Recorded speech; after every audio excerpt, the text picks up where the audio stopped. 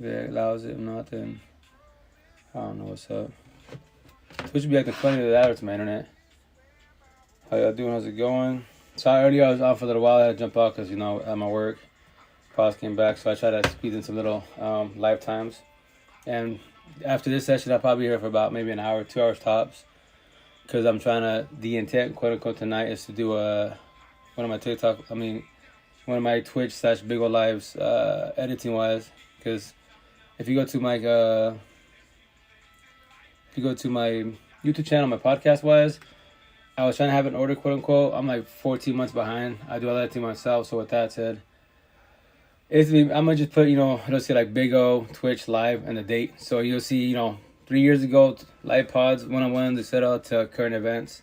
So the cool thing about technology, you can see like where I'm older version of me, near version of me, and so on and so on. So, and I love going live because it's, for me wise, I'm already woke, 1% of the universe. I'm just telling a story. For 95% of the universe behind the screen, when I say this, 95% broken codependent, trying to wing life, trying to figure it out, trying to make it. And I just hold you and guide you so you don't feel alone, especially I'm here as an individual. I'm here for the girls, women, and single mothers. Boys, fucking your feelings. Men, we talking and vibing, but 2% of my followers on these platforms actually, men reach out, which 2% ain't shit. Females, y'all my supporter to the fullest because I'm a male telling a female story, especially in the Spanish culture. So, and this is what I do every day, Buggy, and I love it. And with that said, y'all saw my lives, whatever, my posts and other platforms. But like Saturday wise, I was in a bad accident. The cool thing is I'm woke, so I'm pretty much aware. I didn't lock up, get scared. Like, nah, I adapted my situation. And that's why I say, and like people say in general, wise, hurt people. And it's very true because the people that bounced off my father and I, 21 and 20-year-olds, fucking young cats, babies, I'm 42, 18 at heart, but they're babies and shit. But they chose to get in behind the wheel. They knew whatever, high or drunk. They knew that. It's common sense, right? So with that said, I pray for them, that's it. But the intent is that they work on themselves, quote unquote. Are they going to? No, especially because they're brown, Hispanic, Spaniards. Fuck no, they're not. Our culture, basura, garbage. Especially when it comes to relationships, fuck, and that's what my people get offended when I say that. So you racist against our culture? Like, no, it's shit. I am my own culture. I'm not part of the culture. I'm not a blue pillar. I speak the way I speak. If you don't like it, there's the door. You don't have to vibe me at all. I just keep it around real, 1,000. If I want to keep it 100, I sell dreams. It's alright, man. You're good. You got a car accident. You won't do it again. Life's okay. Fuck no, you're fucked, man. Why'd you go drinking and driving? What got you to the point to get drunk, high and shit for your fucking god you can't function, and you decide to get behind the wheel? Your choice. What is it? Premeditated. You thought about that shit. Everyone has their bullshit excuses in life. SOS, stuck and stupid. 1 + 1 = 3, wrong answer, right? Your choice. So that's the shit, man. That's why I go on live, say what I say. If I offend you, I did my job. But here's the best part. It's called communication, right? I'm on your side, you heard it, etc. On my side, communication comprehension. Why don't you ask me a question? Why you say what you're saying? What you're saying is stupid. You're not going to offend me with petty-ass words. Trust. I can destroy 95% of the universe. I don't give a shit. $0 in your pocket, $1 trillion in your pocket. I'm happy you're rich, status, and fame. I want to tell you, well, how the hell you talk to relationships? How you posting about, I'm Kim Kardashian, but I have mental health issues? What the fuck? How? You have all the money in the world. When you sleeping, you fucking making money, but you're bitching about, crying about anxiety, depression. Make that shit make sense. Like, why don't you have a support team? Well, I can't afford a therapist, counselor. You don't have to buy it. You had to answer this shit. How you're a therapist, counselor, right? And they want to school for this DSM-5 but college, and how the hell do you have your therapist go and see their therapist, a counselor and shit? Because yeah, I get it. They hear all these stories, but that's why I tell, like, you in Seattle at the farmer's market, man. If I want to go Saturday, I'll be limping like a motherfucker, but because I'm so busted up with my ankles.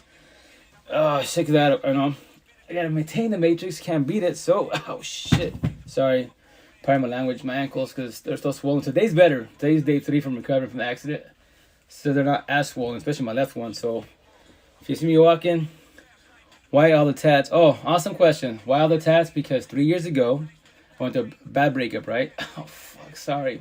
Oh, shit. That's what I'm saying. These bodies, these vessels, you could be a gym rat, right? Yoke the fuck up. Get in a car accident, you'll be broken. If you freeze and you don't react to the situation, adapt, you're gonna get busted up. Trust. You're gonna break your everything, and then right there you be Arnold, not no more. All that muscle will go to mush, especially you look broken, and then what? That's what me was. I was doing my gym therapy. I was like, cool, I can't. Tomorrow I'm gonna go slowly go to the gym. Should I be going to the gym, Corbin? No, but I'm doing my cardio. At least my cardio, you know. Anyways, so 3 years I went through a bad breakup. No one does. The only reason why breakups hurt.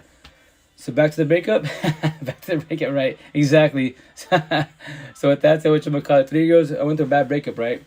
So the only reason why breakups hurt, because 95% of yours, like I was, we are broken and codependent, not knowing. I need my partner. Why do you need your partner for? If they don't want you by their side, why do you need it? Why are you crying for someone that doesn't want you, right? At all. And no one deserves to get broken up with, especially with the cheating, infidelity, cheating, entanglements, all this shit. My tattoos in my hand. No one deserves that. It's like, that is the worst. Like, the breakup's gonna suck, yes, but it's gonna be an uncomfortable conversation. But it's better to sit down, talk about it, shit out. It's been toxic for 2 years, 3 years, whatever your time frame is. But if it doesn't progress, we get better. We're gonna have to squash this. Yes, it's gonna hurt, but I don't want to cheat. I don't want you to cheat. We gotta squash this, you know. Because remember this, you and I cannot get love, time, and emotions back at all. When you comprehend that, why are you wasting the wrong people around you? Especially by your side, right? So with that said, you know, fucking she did it incorrectly, you know. But once again, I love her for doing that because I chose to fall back and be like, you know what? I know I'm not the best person. We all have our flaws, most definitely wise. But as an individual, look in the mirror. Ask a simple question. Am I more good than bad? Or are you more bad than good? If you're more bad than good, why are you the way you are? If you're more good than bad, okay, why did the relationship fail? So that's why I had a support team. I fell back and, you know, they held my hand, guided me. And while I work at myself at the same time. So I'm blessed because I tell a story because I'm, you know what? Like, I'm working on myself, the healing, awakening, eventually woke journey. So now I'm going to verbalize my progress, my journey, quote unquote, right? Healing journey. So I can hold people's hand, guide them. Like, yo, in the beginning, fuck, day one breakup, you die. And not physically, spiritual, emotion, mentally, you die, you know? So how the breakup result in tattoos? Oh, yeah, so with that answer, remember, this is 2023. Then I died in 2020, right? Even in 2020, man's voice is fucking garbage nowadays. Only if I have money, status, and fame. Locally, I'm famous. I'm a fucking jock, whatever. Mafioso, gangbanger, you know, fucking high numbers, money, power. Other than that, my voice ain't shit. Women don't understand this shit, which is pretty mind-blowing. But women run the fucking universe. Physically, cosmetically, spiritually, emotionally, and verbally. Any female could take any of my TikToks, any of my platforms, woman in clip, say word for fucking word, she will make $1 zillion. She'll fucking blow up. And the thing is, she can say it, communication, but she comprehend what I just said. But whatever she should repeat, etc. Right? So with that said, I was like, you know what? Because I was doing IG lives, I was doing Facebook lives, and and it wasn't happening. Like, it was a slow progress, right? I was like, you know what, fuck this. So what I do, I crucify myself. That's the kind of thorns. So I decided, you know what? Words are powerful. If you use them correctly, fucking powerful like a motherfucker, right? So, or they're very, very destructive. Very, very destructive, right? So with that said, that's you gotta watch your words, because words get deeper than a knife, right? So I started doing my tattoos. Empath and narcissist. Empathists, narcissists, good and bad people. When people see it, if they don't know what it is, the different cultures, different religions, their English is, minute wise, I'll tell them where. I'll just break it down. If you're narcissistic, you're a bad person. Hate. You're a mean person. Always mad. Popping the fuck off. If you're more godly, like, etc., positive, you're empathetic. Empathist. You show you love and respect. And they'll vibe the situation. So I was like, you know what? I'm gonna just break it down really simple for the whole universe. So to everybody, if you're more narcissistic, a bad person, always raging, body hopping, cheating, being wild, a blue pill around the fucking streets, YOLO, then to trigger you are Lucifer's disciple. Hate, pride, ego, lust, greed, power. If you show a lot of respect, yes, you're not the best. We all have a flaws, but we're working on ourselves. So with that said, your godly side, love, proud and humble. You're empathetic, empath. That's all you are. So love and respect to everybody. But with that said, when you're more empathetic wise, don't let people take your energy. When you people please, everyone will take your shit, especially people who are narcissistic. That's why you gotta start people pleasing. Verbalize your boundaries. Start saying no. Can you do me a favor? No. And when you start saying no and verbalizing your boundaries, people are gonna call you crazy. Like they call me crazy. They were like, that girl destroyed you. you know, you're being mean. I'm like, I'm being mean? No, for 39 years of my fucking life, my family, friends, and all these people that I know, you know, I didn't know how to say no. I put my personal family, my partner last. So people please family, friends, my own customers, take care of this shit. So by the time my ex, you know, wanted to go do errands, my kids need things for school, it's fucking late. Because I put everybody in the mother before my kids, before my own personal family. My flaw, my mistake. That's why what I started doing after the breakup, I started saying no. They be mean, I'll be, oh, I'm mean, but I'm blessed. And they, you know, I pushed them away, they pushed me away. Did I care? No, I did not. Oh, fuck. No, I did not.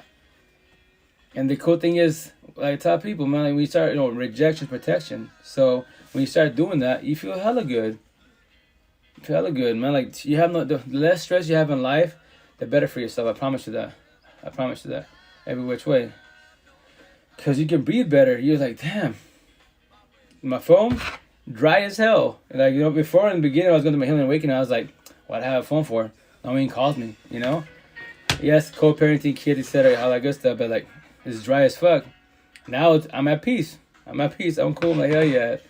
The only people that call me are my one-on-ones. All day, every day. You know, locally, social media. That's what I have here. Hashtag social media familia. My people's is not here locally. My family is well known. I'm known, but I'm considered crazy because when you speak, you know, positive, spiritual, godly like, you know, Mr. You know, life coach and shit, they don't like that. Especially in the brown culture, Hispanic and Spaniards, our shitty culture. You can't be saying that shit.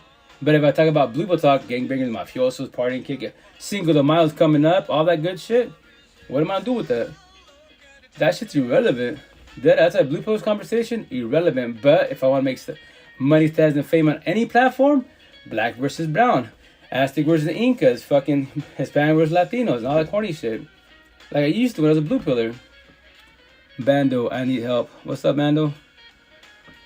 What's going on with you, man? If you want to talk about it. But anyways, that's the shit, you know? That's the shit. Like, I'm a red pillar, like, which I'm gonna get tagged in the blue pill, red pill, etc., right? And what do you mean? If you debate about mammy bullshit, drugs, alcohol, pills, race, all that shit's irrelevant, man. It does make money, entertainment, keep you feeling top of your feelings. You won't ever evolve in life. You want to talk about gangs, mafiosos, all like this, the block? You won't ever evolve in life. I'm gonna make a shirt that says that. If you live in the street life, right? Gangbang, mafioso, drug dealer, I have nothing against you or pray for you, but with that said, your only 4 options is what? Your outcome typically. Beat up, locked up, shot up, or 6 feet under. It's gonna say, when you're 6 feet under, the last option, right? The whole world can fucking breathe, especially your parents. It's gonna trigger who? The la calle, Spanish, English, people from the streets, street mentality wise. Because what do you mean? Well, you look at your lifestyle, you're running the street being wild. Everyone worries about you getting beat up, locked up, shot up, and getting that phone call. Guess what? We just locked up again. He got beat up, he got shot, all the good shit. He's in jail again. So you're stressing your parents, and that's why stress is a killer. And then it sounds fucked up, but it's pros and cons. You chose your lifestyle, the door's always there. There's rules and regulations. We go in the street life, most definitely. But with that said, you chose that. They make movies. Come on, middle school, high school, they teach you about that bullshit. But you chose that lifestyle. So with that said, when you're 6 feet under, guess what? Everyone can fucking breathe, especially your parents. They would shed tears, but guess what? Like when my brother passed, my brother said, but hey, I tell everybody, we can all breathe. No more phone calls. Beat up, locked up, shut up. He overdosed. None of that shit. It sucks what happened. Yes, it did. And then at the same time, like as an individual, like I didn't know what I know now. You know, he passed away in 2013, I believe 2013. So if I would have known all the shit I know now, at least I could hold the time more than I did then and guide him. You know, but that would still be his own journey. Because you know, remember, we have a support team. Right now, you're feeling good. You're on the phone, one-on-one Zoom calls, but everyone has lives. We all gotta go to sleep, right? Recharge the body with the vessel, etc. Wise. So now that you don't have a support team, everyone's gonna sleep. Now you gotta deal with who? The person in the mirror by yourself. Are you ready to? Or you gonna be scared and shit? That's the shit. Laying there in bed, trying to watch flicks on your phone, and fucking there for hours trying to go to sleep because you have insomnia. Because why? You're overthinking. And that's the shit. Why can't you go to sleep? I dealt with fucking insomnia for 30 years of my life. That shit sucks so bad because I gotta go to work. I'm working the last 16-hour shifts. I only got 8 hours of sleep. I might sleep an hour or two comfortably. By the time I feel like the movies, you go to sleep, fucking alarm goes out like, damn, I just closed my eyes. Now you're all zombie and shit, and that's why potentially you get in accidents because, you know, in your head, it's a green light, but in reality it's a red light, but you're so exhausted and so much overthinking wise, you blew that shit. That's what I tell people. when shit happens in your area, you get involved in shit, it's deeper than just, like Saturday, it was a car accident, a wrong way driver, right? But why is a wrong way driver on my lane at fucking 3 a.m? Because I already thought, either they're high or drunk. They're not fucking scared. Because if they were in the wrong lane scared, they would have at least their hazards on. They wouldn't be driving 80 plus. Fuck no. And then on top of it, why would they jump on my lane at the last second, play chicken? Lucky I dodged them. Van got, beat the shit. That van is done. Lucky I didn't freeze up. I was counter steering, drifting. And me at the same time I was going, I'm like, dude, like, yo, God, like, I'm trying to live as long as possible. I'm just telling a story. It's not my time yet, That's, even the officer's like, man, you're taking this well. Like, hurt people. Like, what do you mean? Those kids out there, whatever the fuck, they're going through shit, either high or drunk. But why did they get high or drunk to get to that point? I guarantee they're going through a breakup. They're all, they got to be fresh, and they are 21, 22. Childhood trauma, and we're brown in our shitty culture. Oh, yeah, more likely the father's narcissistic and machista. He probably talks shit to them, verbally whoop their asses, the genital cycle, and so on and so on, And they hurt people, my father and I. My father's there, he's all in shock and shit. He's whatever age he is, no respect. My father's like 65, 70, I don't know, something like that. But don't quote me, it sounds bad when they ask me, what's your father's age? Sorry, I really don't know. What's his birthday? I can't even answer that at all. So you can ask, I asked him in that Spanish to translate it. So with that said, like, to tell officer, go check on him. He's like, you have like empathy. I was like, yeah, because they're going through shit in life. Obviously, they fell to mammy bullshit to numb the fuck up, run from the problems. That's to tell everybody, like, everyone in the universe, right? If you fucking have to use drugs, alcohol, pills to numb and run from your problems, you are struggling in life. So if you know you're broken and codependent of a man-made bullshit bottle, why do you get behind the wheel? And on top of the worst situation is the environment that you're in, partying, kicking the streets, bar, whatever the situation is. Yo, like, no one fucking regulates your ass. Nobody. Baby boy, you ain't driving. I'll get you, I'll take you. I'll get you a fucking Uber, whatever the situation is. No, nobody. Fuck it. It's not my problem. That ain't my kid. Everyone can fucking help everybody if they choose to, which is their choice. It's not forced upon. But that's just that. A lot of people will live longer. A lot of innocent people who are driving bullshit will not fucking get, head on collisions, broken as shit, or not, MIA type of situation. That shit is very unjust. A lot of people should live longer if people were guided correctly wise. But they don't. And that's what my situation, like, I'm dealing with fucking the whole thing with, like, insurance, all this bullshit. Like, man, the narcissists run the universe. When it comes to insurance, justice system, it's about a fucking dollar, right? So I just told one of the lawyers, I said, honestly, I don't care. I'm blessed. My ankles don't break. They're fucking balloons. Each day, the swelling's going away, so I'm good. So with that said, here's the kicker about, I go, they did what they did. It's in the newspaper. There's no, like, their full name's there. There's no pictures, but if I want to, I can get pictures, right? So if they don't get situation as far as, like, charges, whatever, I won't, as it is, they're already famous, but it's just like, they post them a couple of days and it goes away, right? As an individual, I told them, you don't know about who I am, etc., but I'm on social media. Them kids, if they don't get dealt with correctly wise, I will make them famous for only I put their fucking full name, where they're from, Sheila Washington. I'm from Alec, Washington. Tell my little story, do TikTok's story time. And when they want to reach out to me, I'm going to sue you for defamation. I'm a big boy. In court, you can't lie. So how did I defame you? By putting your full name? It's in the newspaper. Tom, you were drinking and driving or high, whatever the fuck you was on, right? So you're mad because you worry about what? Your reputation. You don't want the whole fucking world knowing that you're a crackhead, alcoholic tweaker, drunk behind the wheel and shit. I'm just forewarning the universe. You see these two in the streets? Observe them. They're at house parties, clubs and bullshit. Observe them. Because they're drinking and driving, get them some help. If they're behind them, see them driving, fucking follow them. Follow them dead ass. And if they're fucking bouncing, they can't know supposed to be driving, call the boys in blue. Fuck them. Save people's lives. If not, keep up. It's not my problem. Fuck it. It's not my problem. When it's your kid that gets banged up, or your parents, or whomever it is, yes, you could have called, but you didn't. Oh, but I want to snitch. Fucking blue pill talk. Fuck it. That's what I'm saying. Like, I was telling my daughter, I was like, all these blue pillars struggling in fucking life, man. Drugs, alcohol, pills, stuck in that bullshit. Like, bruh, it's not gonna ever fix you. All it does is numb you up, be like Forrest Gump, and run from your problems. That's all it does for you. For the rest of your life until you finally, you know what? I want to work on myself. Cool. But you might have destroyed a lot of people. You might have burned a lot of bridges. Then what? Play the victim. I'm a brother. I love him. Rest in peace. He's like, no one wants to talk to me. So now that, bro, you burnt all the fucking bridges. Before, when you used to come back from because he lives in Cali, right? And come to Washington, visit the family. I was like, I don't know so much about you because I lived in Seattle for 12 years. So I saw my brother before he passed, you know, for like maybe 5-7 times in 12 years before he passed, right? So with that said, because why? He was, you know, going through his things wise.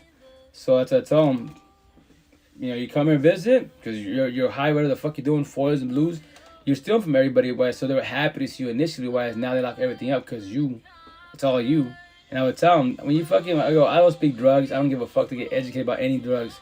That shit's irrelevant. So with that said, you bitch about the kids, you know, your girl, whatever, you want to work it out, be a family. I'm like, get out. When you smoke that shit, do that shit, you can't let that shit go, then that is your family. That is your kids. That's your parents. Our parents. So I don't feel sorry for you.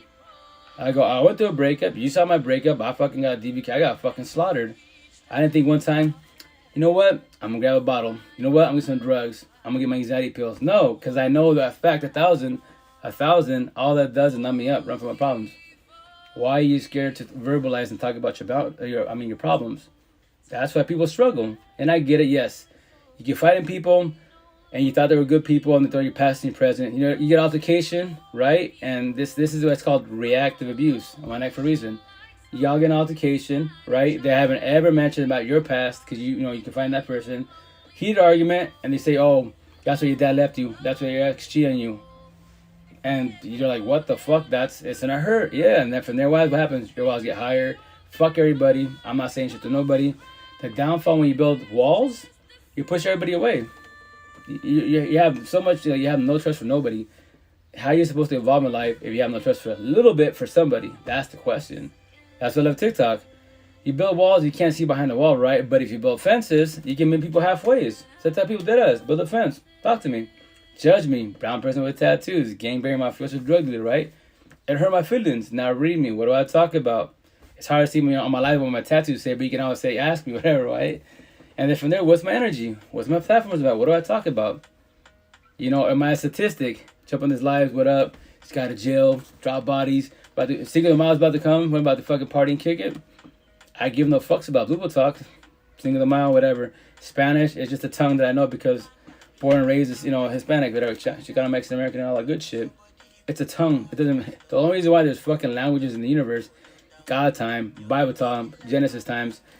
Humans back in the day, let's say they just spoke English. They built the pyramid. They were trying to reach God. Well, back in the day, science wasn't really, you know, pretty good back then. So with that, what happens, the higher elevation when you go mountain climbing, etc. Gravity kicks in, less oxygen. They would all die. They would all die like dominoes, etc. So that's why God did what he did, spread us out, etc. And now we have tongues, cultures, religion, all that good shit. As long as you show no respect, that's all that matters. Like, any of my kids ask me, like, Dad, I want you to teach us Spanish. I go, kids, it's just a language. If you're not translating, it will not benefit you in life for the most part. Deadass. It's just a tongue. That's all it is. It doesn't make me a better person, a kinder person, nothing. It's just a tongue.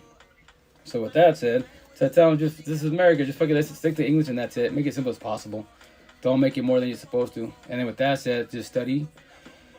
Hit the books to a certain extent and study people. Like, you know, if you're nice and kind, show them respect and do so. But remember, not everyone's going to match your energy. So I tell my kids, 2023, this phone's your kryptonite.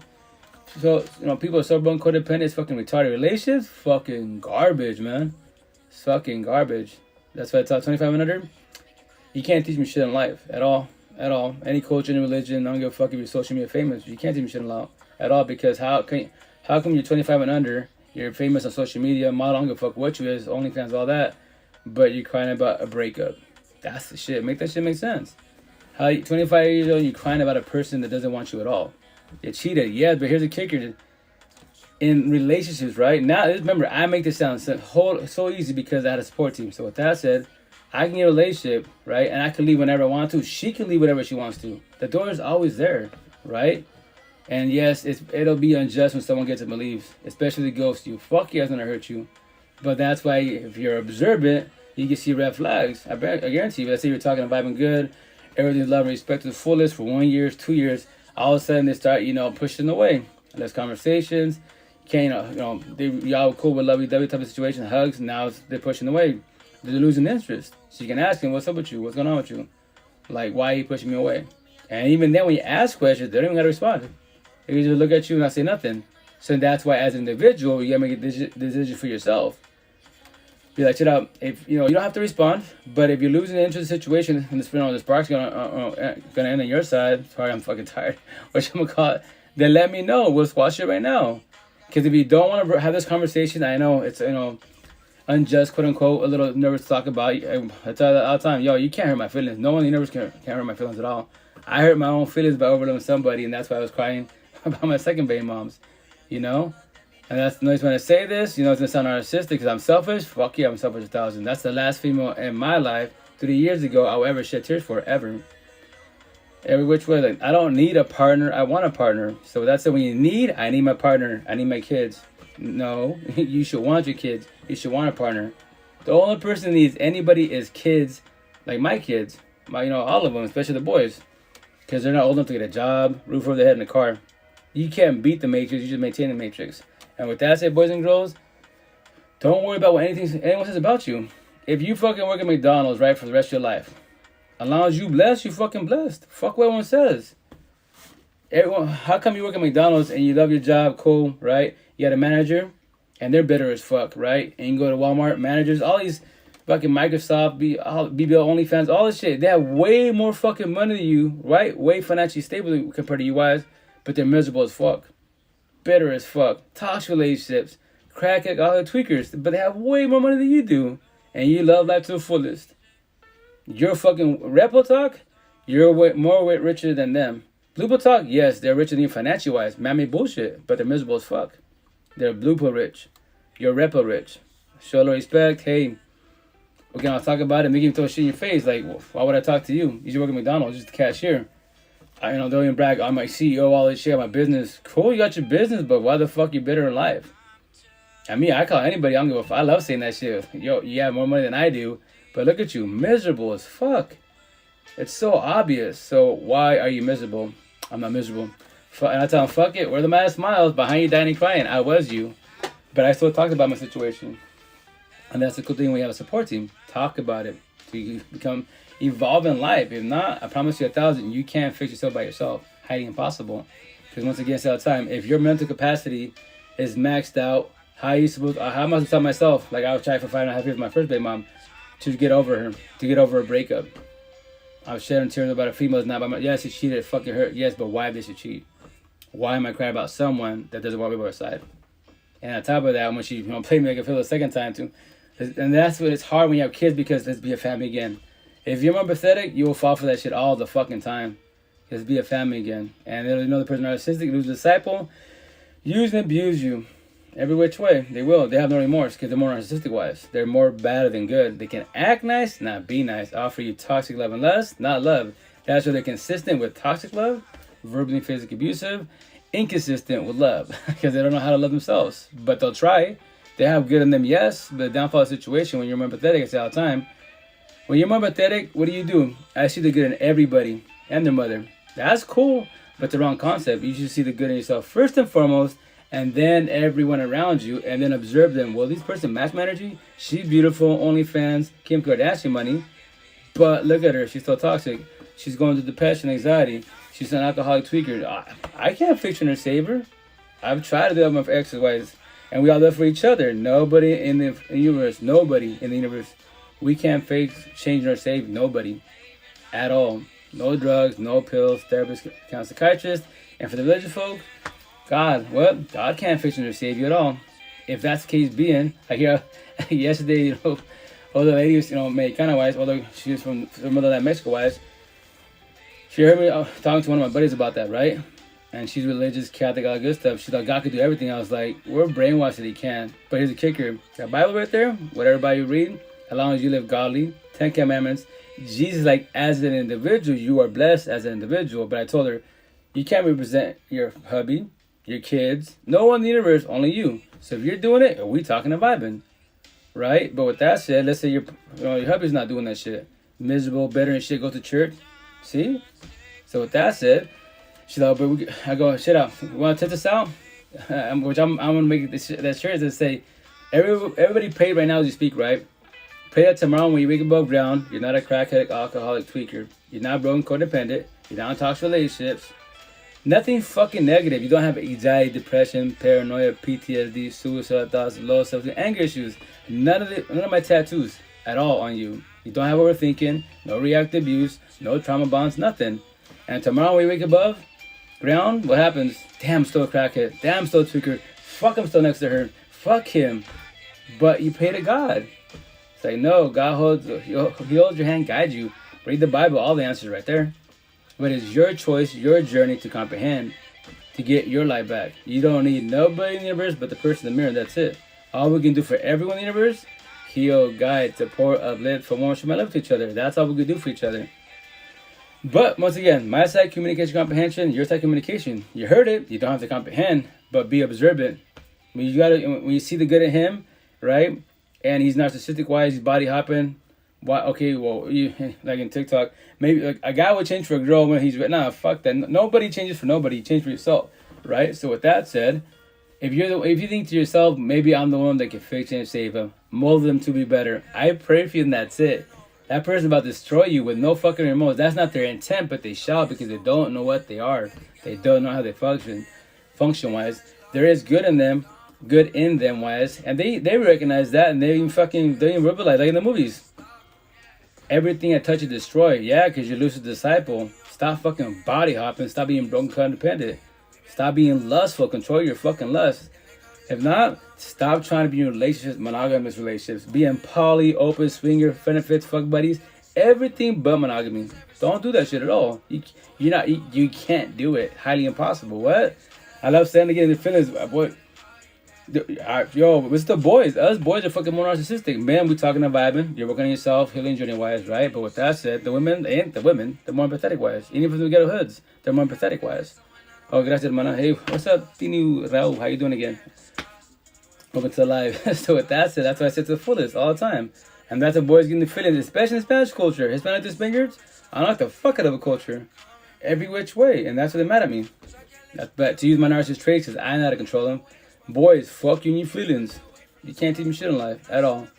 At all. I don't give a shit, pretty boys. I don't care. But that's it.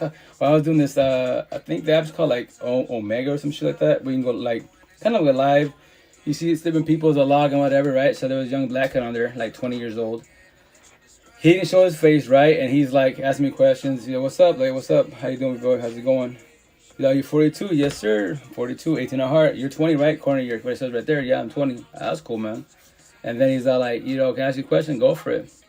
You know, why is your glasses so small? They're just glasses. He's all, why are your nose so big? It's a nose that I got. I go, can I ask you a question? Then go for it. Why did you show your face? He's like, I only show my face to girls. I was like, so the rest of your life, you're going to show your face to girls and that's it. And he's like, and what? I go, that's definitely your choice, but why are you scared to show your face? Like, you can give me shit and hurt my feelings. I promise you that. I can destroy if I want to with petty ass words. And with that said, why don't you show your face? And he started getting triggered. I just told you. I go, baby, why am I tag this? Break it down for you guys real fast.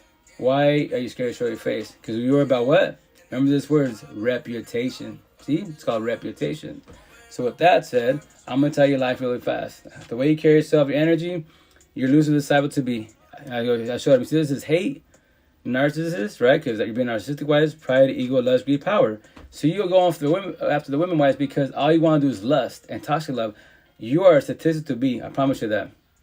Yeah, you know, you want every evolving life. And he was getting triggered and pissed off. Fuck you. And I was like, why are you mad over petty ass words? You're here to sell, dream, toxic love, act nice, not be nice. That's what you're doing. I have nothing against it, but I'm just letting you know to trigger you before I get, because I only have it, I think it's like 60 seconds. Timer's about to end. You are loose to disciple. I just told you to answer what you are. But you lose the disciple. For now, you can change your life whenever you want to. And you start, cussing out, etc. And time went up. I was like, yo, I'm going to do this app for sure to have fun with people. Like, yo, and I told him, why are you triggered with petty ass words? I don't even know you from Adams. And you're popping off talking your shit. I go, why am I not matching your energy? And cussing you out. I go, nah, I control my narcissist traits. You don't know how to. And you're 20 years old. You got a lot of learning to do. You better talk to your mother, father, ask them what an empath narcissist is, what deflection projection is. So what the fuck's that? I'm like, exactly, what is that? So you're a general psycho. Ask your parents, they say the same thing. Oh yeah, you're both blue pillars like I was. So that's why I love what I say to the fullest. That's why my tattoos, because remember, my tattoos, they're words. So if you don't know what these words, typically the females ask me questions. Here, little Mexico, no. Why 90% Caucasian, Hispanic, Latinos here, and they're scared to ask questions. They look at me and they look away. The West Side, the best side, Seattle. Males look at me, they'll look at me, they're trying to we'll have a conversation, but they'll avoid the best ass. They're talking to me, trying to keep eye contact, but they're looking at my tattoos, right? Especially when they see me this Saturday, because these are fresh tattoos. And with my face, I'm done, right? So with that said, the females aren't scared. They're not scared at all. They ask me, why would you put on your face? Because I tell them, miss, your voice is more powerful than my voice. But the cool thing is, it's 2023, I adapt to my situation. These are petty-ass words. And then especially like the therapist, counselor, psychiatrist, they'd be like, but those words can hurt people. I was like, but they're just words. And they asked me, do you know what the words are? Well, I put them on myself for a reason. I go, do you know what these words are? And they'd be like, and I didn't ask him. Yeah, I'm a therapist, I'm a counselor, I'm a psychiatrist, psychologist. Oh, I go, awesome. So you went to school for this. So I got personal experience. You might have personal experience, or you went to school for this. So you read that Man-Made Bible, the DSM-5 book. And we have on my debate, and I tell them, if you get your feelings about this, you struggling. And that's when I tell them, like, how can you're a therapist scenario and you get triggered and you got to see therapy counselor, or after your session, either you cut a session off because you're triggered about their conversation, what they went through, so you cut off the conversation fast, or you run after the session, go to your desk, grab your pills, grab your fucking wine, whatever you got to do, call your therapist. I got triggered again. I go, so if you're getting triggered, why are you a therapist? If you can't hold people's hand and guide them to progress in life, and you can't progress in life, why are you a therapist? And they'd be like, you have the right to say that. I was like, God gave us free will. You have credentials, man-made bullshit, blue book talk. I'm red pill. I count the whole universe. That's on my tattoos. And I told them, next year you see me, I have more tattoos. I'm gonna make shirts, so when people hit the market, they see what I think. This one says right here, it says, this is not my saying, this is Ace Metaphor and a bunch of other life coaches. This is for the people that do entanglements on my hands. Y'all cheating and bullshit, and especially the person in the relationship. So you can, it goes to guys and girls, right? Just analogy wise. The main chick can become the side chick, but she will go from being the woman that he was cheating with to the woman he was cheating on. So that's the damn truth. Like, we're married, but we're not married, divorced. I'm living with them. Like, right. So you still want to take a chance to be with somebody that's living with somebody. Make that shit make sense. Why don't you wait to separate households, the divorce is over, or stay in entanglement. Be the side chick, then become the main chick, and when he cheats on you, the way you meet somebody is the way you lose somebody. And I just laugh about it. So I'm at the gym, girls like, hey, that's a good shirt, man. All those bitches out there cheating. I was like, well, you can say bitch if you want to, but remember, like, I go, if you don't want empath narcissist, if I more narcissistic wise, I will play the role of victim. My ex-girlfriend or the girlfriend to be wise, she's, paint her that she's the bad woman. She's crazy and shit.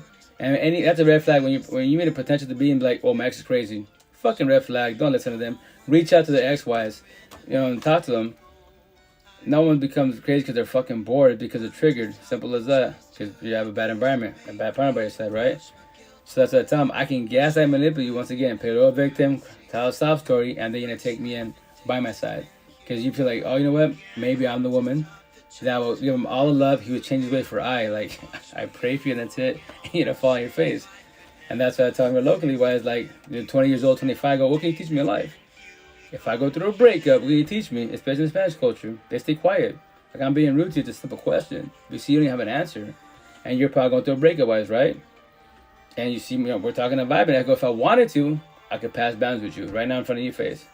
I could act nice, teach you about everything, all this shit, make you feel good, and then from there, wise, little by little, you're gonna catch feelings from me, wise, and little do you know, I just want lust out of you, but you don't know that, because you don't read my energy at all.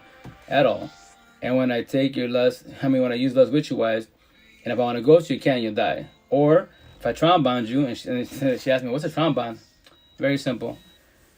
I go, when you lay down with people, energy wise, what is it? Because TLC, sex intercourse, you form a bond, soul tie.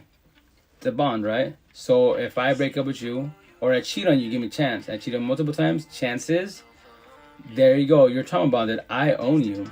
I can cheat on you in front of your face. You won't say shit. If you do, whatever. I get up and leave. I'm not chasing you. You're chasing me. You blow my phone, block. Turn my phone off. And you're going to reach on every station. Why are you chasing somebody that's not chasing you back? Not match energy at all. I'm being narcissistic wise. And with that said, the smart thing to do, but it takes time for sure, having a support team. You take the L, walk away, save yourself. But I go with that said, you might even trigger your part. Let's say if I'm more narcissistic wise, you might trigger me, and I don't want you to what? Go away. Cause I want you to be my main one. I have all these little bitches. Simple as that. Options to be. They're whatever. TLC less, and that's it. But you're the one that I love, quote unquote, have love for, supposed to be wise. Because if you drop me like a ton of bricks and push away, I have to find another, quote unquote, supply, an empathetic one.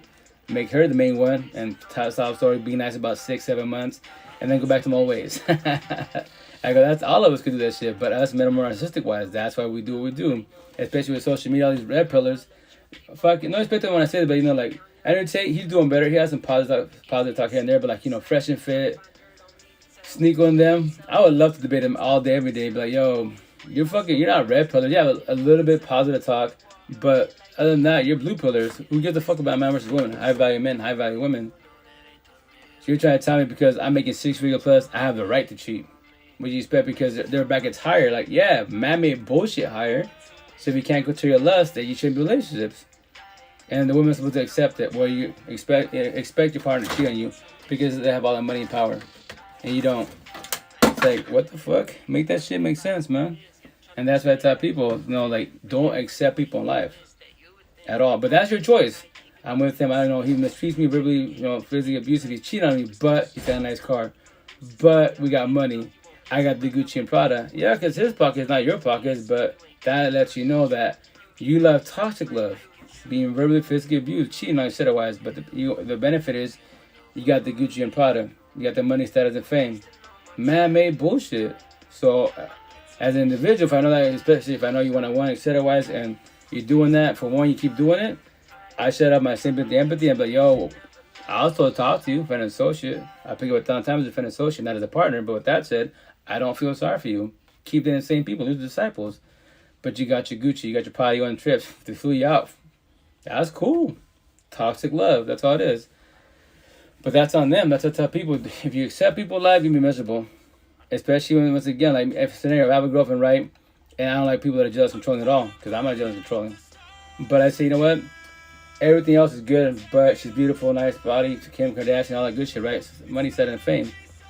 But I tell everybody, hey, Rito, you and your girl feel like a happy couple. I'll be like, yes, we're blessed, but I drop the butt lines. But she's jealous, but she's controlling. So I tell everybody and the mother what I dislike about her. But I don't tell my girlfriend that because I don't want to hurt her feelings. So I need that 30 days in. So we do 1 year together, 2 years together, and then she's always jealous, controlling. I'm especially on social media. Like, that's why I verbalize, ladies, the potential to be. You got to talk about what's your jealousy tolerance-wise. Do you trip if I talk to a female? And so on and so on. Because, if you have your own personal securities-wise, you should not get involved at all. You don't own nobody.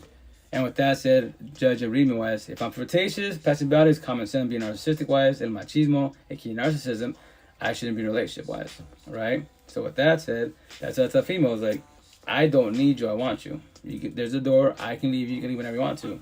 If that's not the intent, but I'm just letting you know you can. And you can talk to all the guys you want, I'll give them no fucks, but you can do what you gotta do, man. Whatever makes you make you happy wise. But if you fall to lust, infidelity, start with the emotional cheating and goes to the physical cheating, my tattoos on my hand for a reason, entanglement, etc. wise, that was your choice premeditated.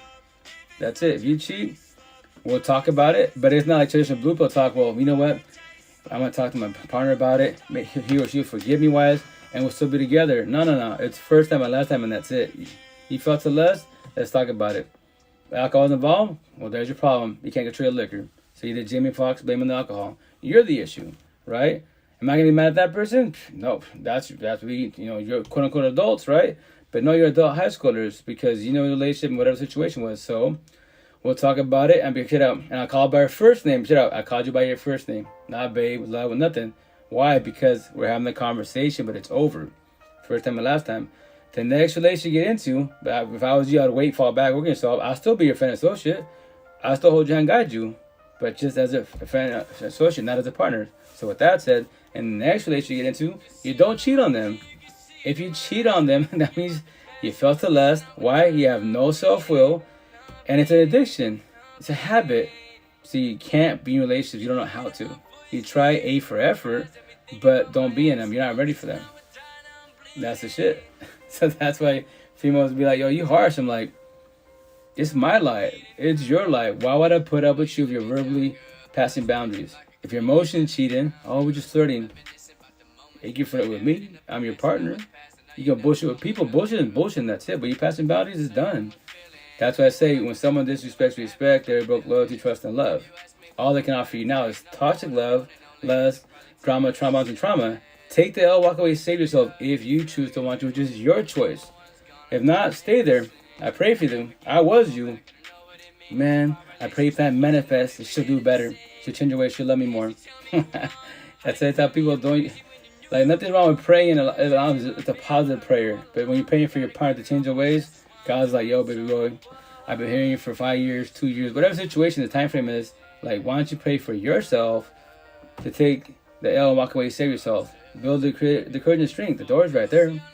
For everyone who talks to relationships, the door is fucking right there. Why don't you leave? I got kids. Have you co-parenting? Well, we got 5 years. Yeah, it sucks 5 years, right? But guess what? It's better to die today than tomorrow. So you do 5 years and you wait 6 years, 7 years. The longer you're an individual, the more it's going to hurt. I promise you that. It sucks every which way. But the only reason why it hurts because you're broken codependent like I was. I need them. It's been toxic for so long. It's retarded. You didn't need each other at all. You should want each other, but obviously you didn't need nor want. And you just adapt to the situation. Stay for kids, stay for religion, stay for culture. I said that because my parents are doing it. So you want the mammy bullshit title. Well, guess what? When your kids grow up, all that good shit, and you'll be like, well, at least I was with your father for 30 years. I was with your mother for 40 years. Fucking 40 years miserably as fuck for a mammy title? Nah, I won't ever have that shit. As I'm saying, behind the screen, I'm a single father, 2 baby moms. First one's MIA. Because why? Narcissistic to the fullest. Not comprehensive, narc talk, especially in Spanish culture. But I pray she's doing better. She's had 10 years to reach out. Her choice shouldn't have to, right? So with that said, second baby moms, the mother of her boys, 7 years, 5 boys, 4 brothers and my stepson, call it 5, right? Much of them call it, we're more for each other, more toxic for each other wise. So now we have a better friendship, a partnership wise, because I comprehend why it failed, why we bumped heads instead of wise, and that's that people.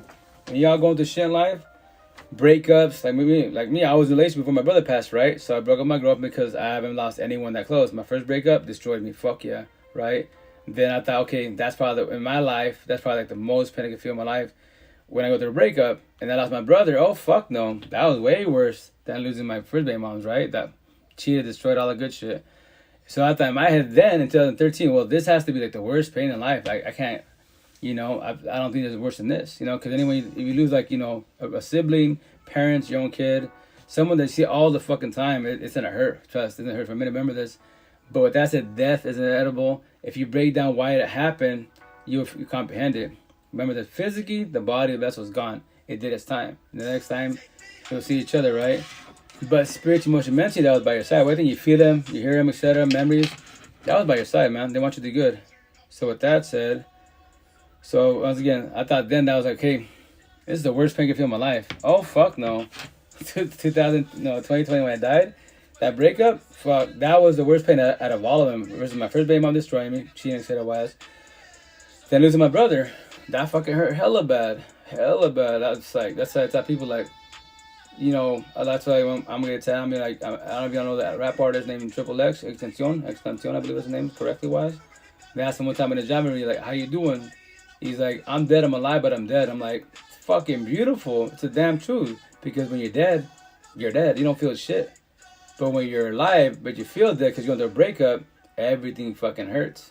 Everything hurts. Spiritual, emotional, mentally, everything hurts. Can't eat, can't function. You're so distracted, overthinking. You can't go to sleep. You try to go to sleep, just sit there. And then all your energy is on your ex.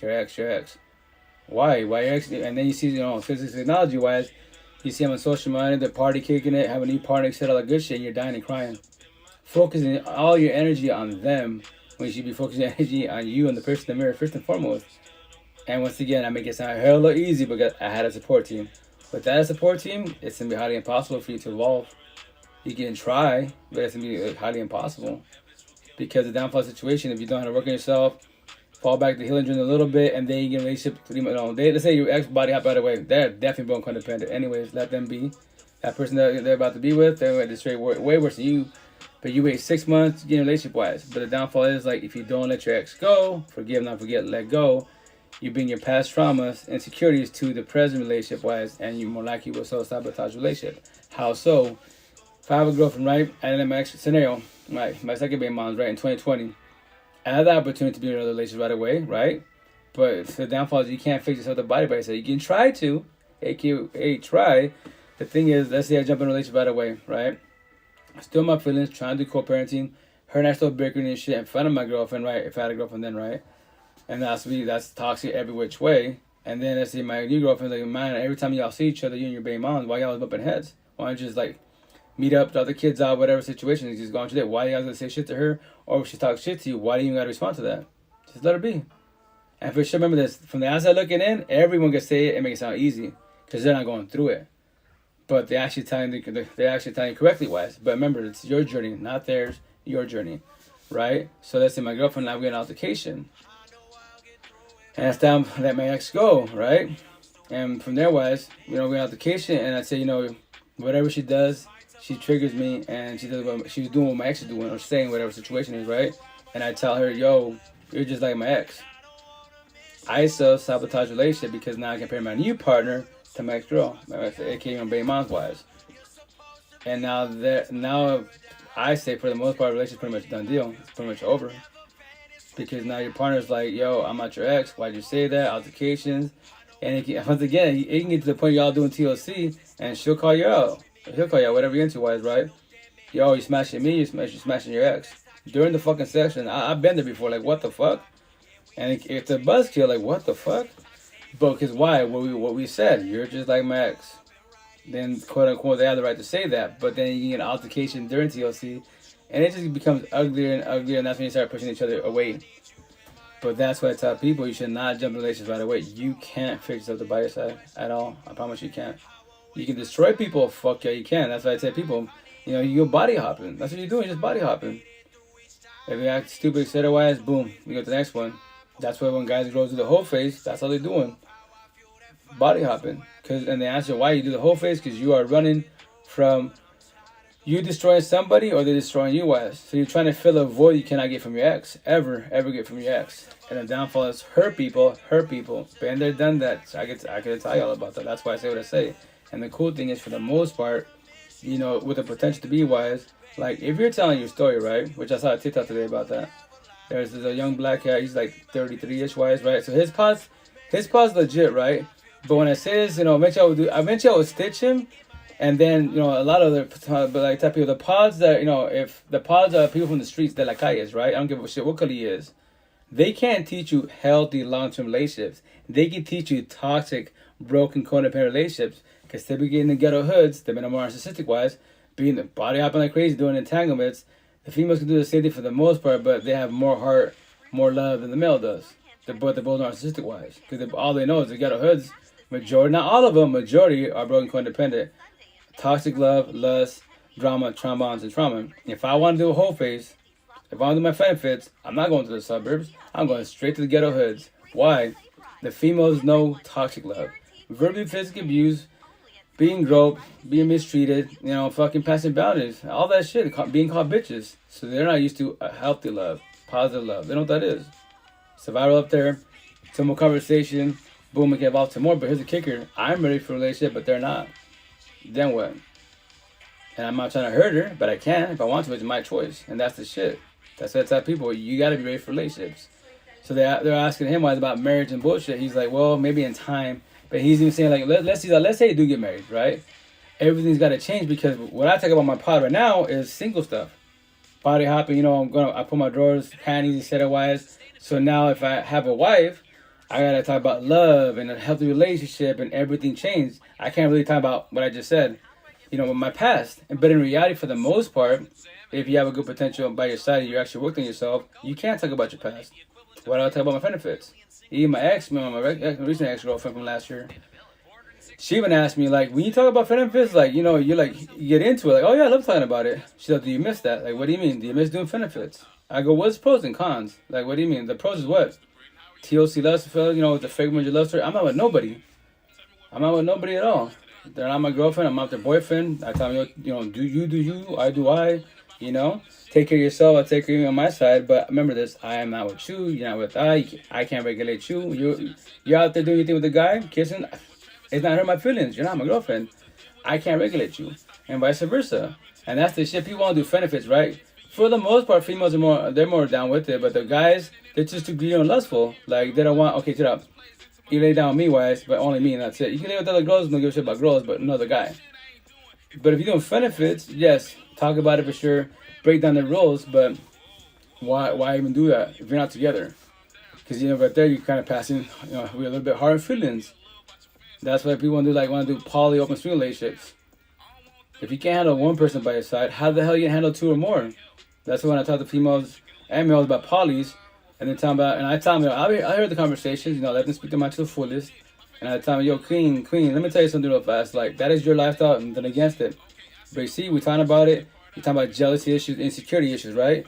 I was like, I'm going to tell you my benefits. No poly open swing relationships. I'm not their boyfriend, they're not my girlfriend. But it's kind of like a poly. Because with that said, because I could do whomever I want, and vice versa. I didn't tell the females, yo, it's just you and I, and that's it. I can lay down with all the women I want to, but you can't lay with another guy. No, they can do whatever they want. And with that said, when you want to get people involved, you're looking for a girl guy for your relationship to poly, that goes more power to you guys. But I would say this: anyone that's poly open swing relationships, I don't hear none of your feelings. If you can handle one person, once again, how you gonna handle two or more? You're supposed to be comfortable with your partner in front of you, smashing another girl, another guy. And once again, typically men are more narcissistic, greedy, right? They're not to control it, so they'll be like, we can smash all the women we want. Scenario if I was in poly with a girlfriend, right? But she can't have done no guy at all. But let's say she wants to, and I'm the regulator, so she's accepting the situation because of I. And that's what I tell you, don't accept people in life. And then females on top of that, let's say either, if I have a girlfriend, right, and I want to do, I already knew I liked the threesomes, right, but she didn't know about that. I didn't verbalize that at all in the beginning. So we're 6 months in, we're cool, everything's good, and I mentioned, you know what, babe, let's do a threesome, menage and shit. And she's like, what? Really? Like, yeah. And remember, let's say she doesn't want to. Like, I'm like, but I'm trying to convince her it'd be cool. It'll accept the relationship more with the woo. Let's say that we're bumping heads instead of wise, right? And she's gonna feel like potentially guilty. Like, well, this part's gonna get over a little bit. Maybe this might help the relationship. Ladies, if you're not into females, if you're not into fucking threesomes, don't fall for that. Don't guilt up yourself to try to save the relationship. If it's going to shit, it's going to shit. Squash it. But if you want to find face, go for it. I promise you, you're gonna destroy yourself. Then what? That's what I mean. I tell them my one-on-ones and people I meet here on TikTok and other platforms. Big over talking about because they're doing poly or they're thinking about doing poly. I tell them like, you're gonna get your feelings. Are you ready for that? That's the shit. Are you ready to see your let's say you have your partner. You go to the grocery store, or whatever, the fucking whatever Maverick to get gas, right? And there's your partner. Kissing another guy, another girl, whatever they're into, whomever they want to, is that gonna bother you? And if it doesn't, it's gonna bother your partner that you doing that with whomever you want. You guys gotta sit down and talk about the rules. Like, what's the rules? If not, you can be like Jada and Will Smith, entanglements. They're in an open relationship, but they both have to agree on who they're laying down with. That was the rules. Jada broke the rules. They can say, oh, we took a break. No, they had the fucking rules, and Jada fucked it up. Every which way. That's what she did.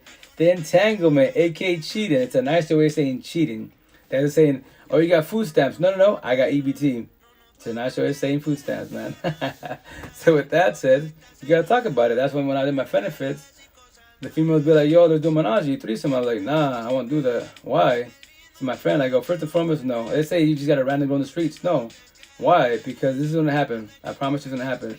Let's say you and I are good, right? And we're doing benefits, which we're doing. Now you want to bring another person in the mix. Why? Let's say scenario.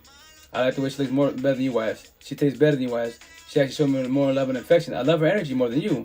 So your friendship is going to probably end and get an altercation because I have to spend more time with her, wives, versus you ain't get feelings about it. So why not just do friends with your friend on my separate time? And that's what I would do. And all the time they offer, like, no, I promise you, it's not going to work out. So I'm not trying to ruin your guys' friendship. And that's it. Like, there'll be other guys. I'm not the regular guys. No. It's called an energy. I'm not trying to ruin none of that shit. So that's why I tell the ones that do polys, like, I don't feel sorry for you. I don't. I shut out my sympathy, empathy. I say all the time, just two people. You can't know one person by your side. You want multiple. Make that shit make sense. You got to be open, very, very open-minded situation to get involved in the situation when you're trying to do polys, benefits-wise. Like me was, I did my thing. Once again, I'm not their boyfriend. They're not my girlfriend. I tell them, this is a fake Romeo love story. You do you, I do I. Try to take care of yourself and vice versa. Easier said than done trying to catch feelings for me because I love my baby moms. But in reality, then it was, I would say love, yes. But now it's actually toxic love because I'm loving someone that doesn't love me back. That's called toxic love. Love doesn't hurt. It's beautiful, healing, soothing. Toxic love hurts because you love somebody that doesn't love you back, right? So with that said, I was in my benefits, running wild in Seattle-wise. The Seattle female extroverts, they don't, trust me, if they like you, they'll walk up to you. They're not shy. They'll shoot their shot. That's why I love the women in Seattle-wise, no matter what color they is, because they're not scared of conversations. Farmers market, they're my regular customers, right, from my father's business, or new ones, right? And they see my tattoos, but they see past the tattoos because they're judging me. Now they're reading me, and they be like, "Yo, you speak some good stuff." I go, "Thank you. I'm just telling a story." But like, why you tell a story? Because I go 3 years ago went through a bad breakup. I go, physically I didn't die, but spiritually, emotionally, mentally I died. It hurts. It's very, very unjust. And then kids are involved, co-parenting, and that's why I comprehend how it is to be a mother and father-wise. That's why I give moms a man of respect to the fullest, especially the single moms, because they do everything, right? And it shouldn't have to get to that point. But I tell people like, yo, if you're doing it, living it, don't be too hard on yourself, because ask your mom, dad, you know what empath narcissist is? You know what deflection projection is? Reactive abuse, trauma bonds? If they tell you no, what's that? There's your problem. Blue pillars, you're a blue pillar, How are you doing today? I'm blessed. My ankles are a lot better. They don't hurt as bad. How are you doing? How's family? How's life? So the intestines tomorrow, they're less swollen, so I can actually work out a little bit more because I miss my gym therapy.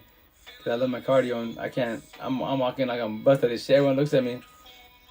But here's the kicker. They look at me, right? Don't ask me, are you okay? What happened? But this is Eastern Washington, fucking 1950 Rolodex times. Little Mexico and shit. Don't matter if they're white or brown. 90% Hispanic, Latinos, and Caucasians. But they're introverts. Our policy here, if I don't know you, I don't talk to you. If I'm talking to a female, that's called flirting. If the female's talking to me, she's talking too much, she's flirting with me too much. Or they assume that she's my girlfriend. It's so fucking old school mentality wise. But if I go 3 hours west, the west of the best side where I was trying to go Saturday before I got in the accident wise, females aren't scared. Like, if they see me walking crippled, you okay? What happened to you? Because they actually care, Can I help you? And they see me with tattoos and stuff, all the good shit, right? So that's why over there, I have some raw real conversations. This year I'm about to have some badass conversations because now, especially the boys in the feelings, I go, what? Pride and ego, lust, greed, power. That's a bad side of you. And when I tell the females, I just say, hear my lies.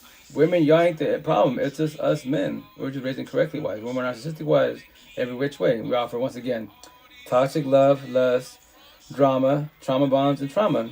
We can't be in a healthy relationship. We don't know how to because we're raising correctly. That's our flaw. That's why you have boys, men, girls, women, and that's the shit. And that's why I get irritated. Like, this way I said, but these dating apps are fucking garbage. I'm just using 2 of them just for the lives. They can talk and vibe whatever they want to. But with that said, like, they can't even have conversations on there. And on top of that, I'm not paying for, I am not paying for conversations, which eventually when I catch up myself, I will make a TikTok about that shit, put it on my platforms. How the hell y'all on dating apps, right? And you're paying for these conversations. I don't know how many, hundreds or thousands you're fucking wasting this shit, but you won't go see a therapist. You won't see a counselor, a life coach, to a whole giant guide you. Make that fucking shit make sense, but you want a relationship. If you're not ready for shit in life, how the hell are you going to try to be in a relationship? Because of looks, because of beauty, OnlyFans, 1,000 supercars, man-made bullshit. And then when you tell people, if you don't know what empath narcissist is wise, you don't think about like trauma, etc., all the good stuff, then, to trigger you, your relationships, 30 days, to be nice, 90 days tops. How?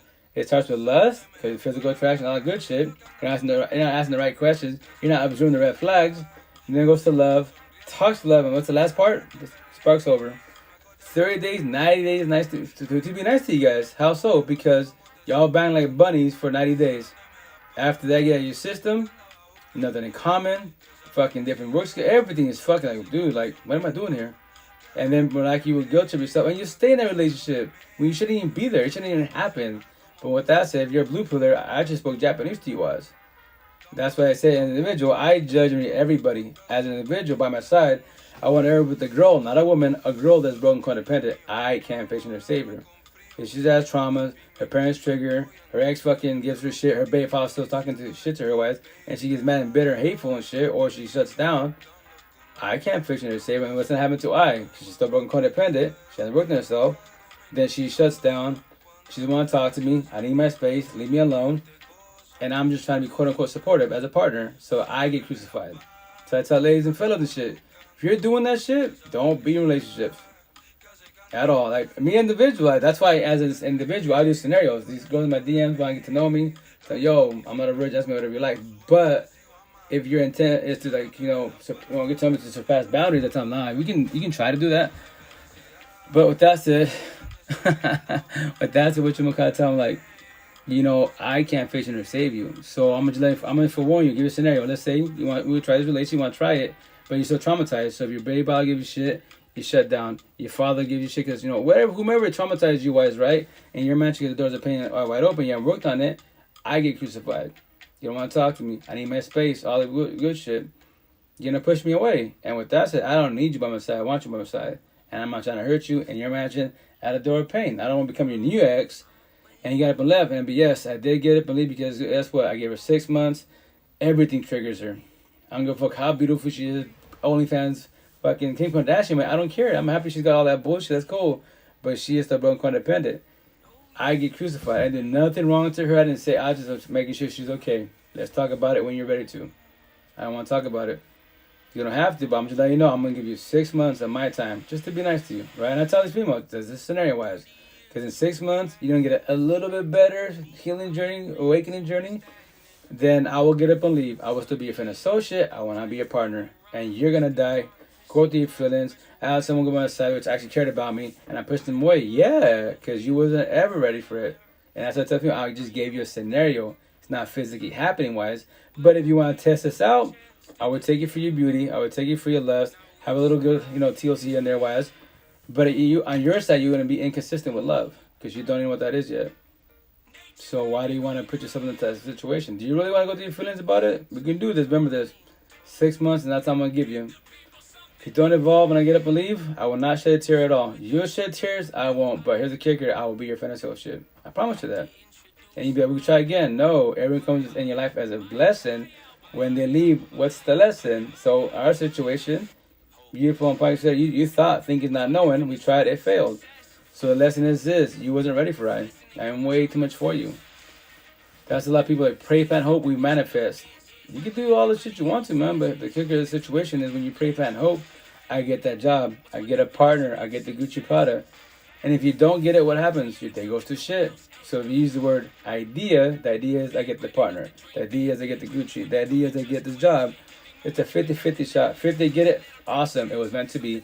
The other 50 I didn't get it, it wasn't meant to be. I trip, I don't fall, that's from a situation, I go on my day. Y'all that pray, plan, hope, I manifest, and you get the job, fuck.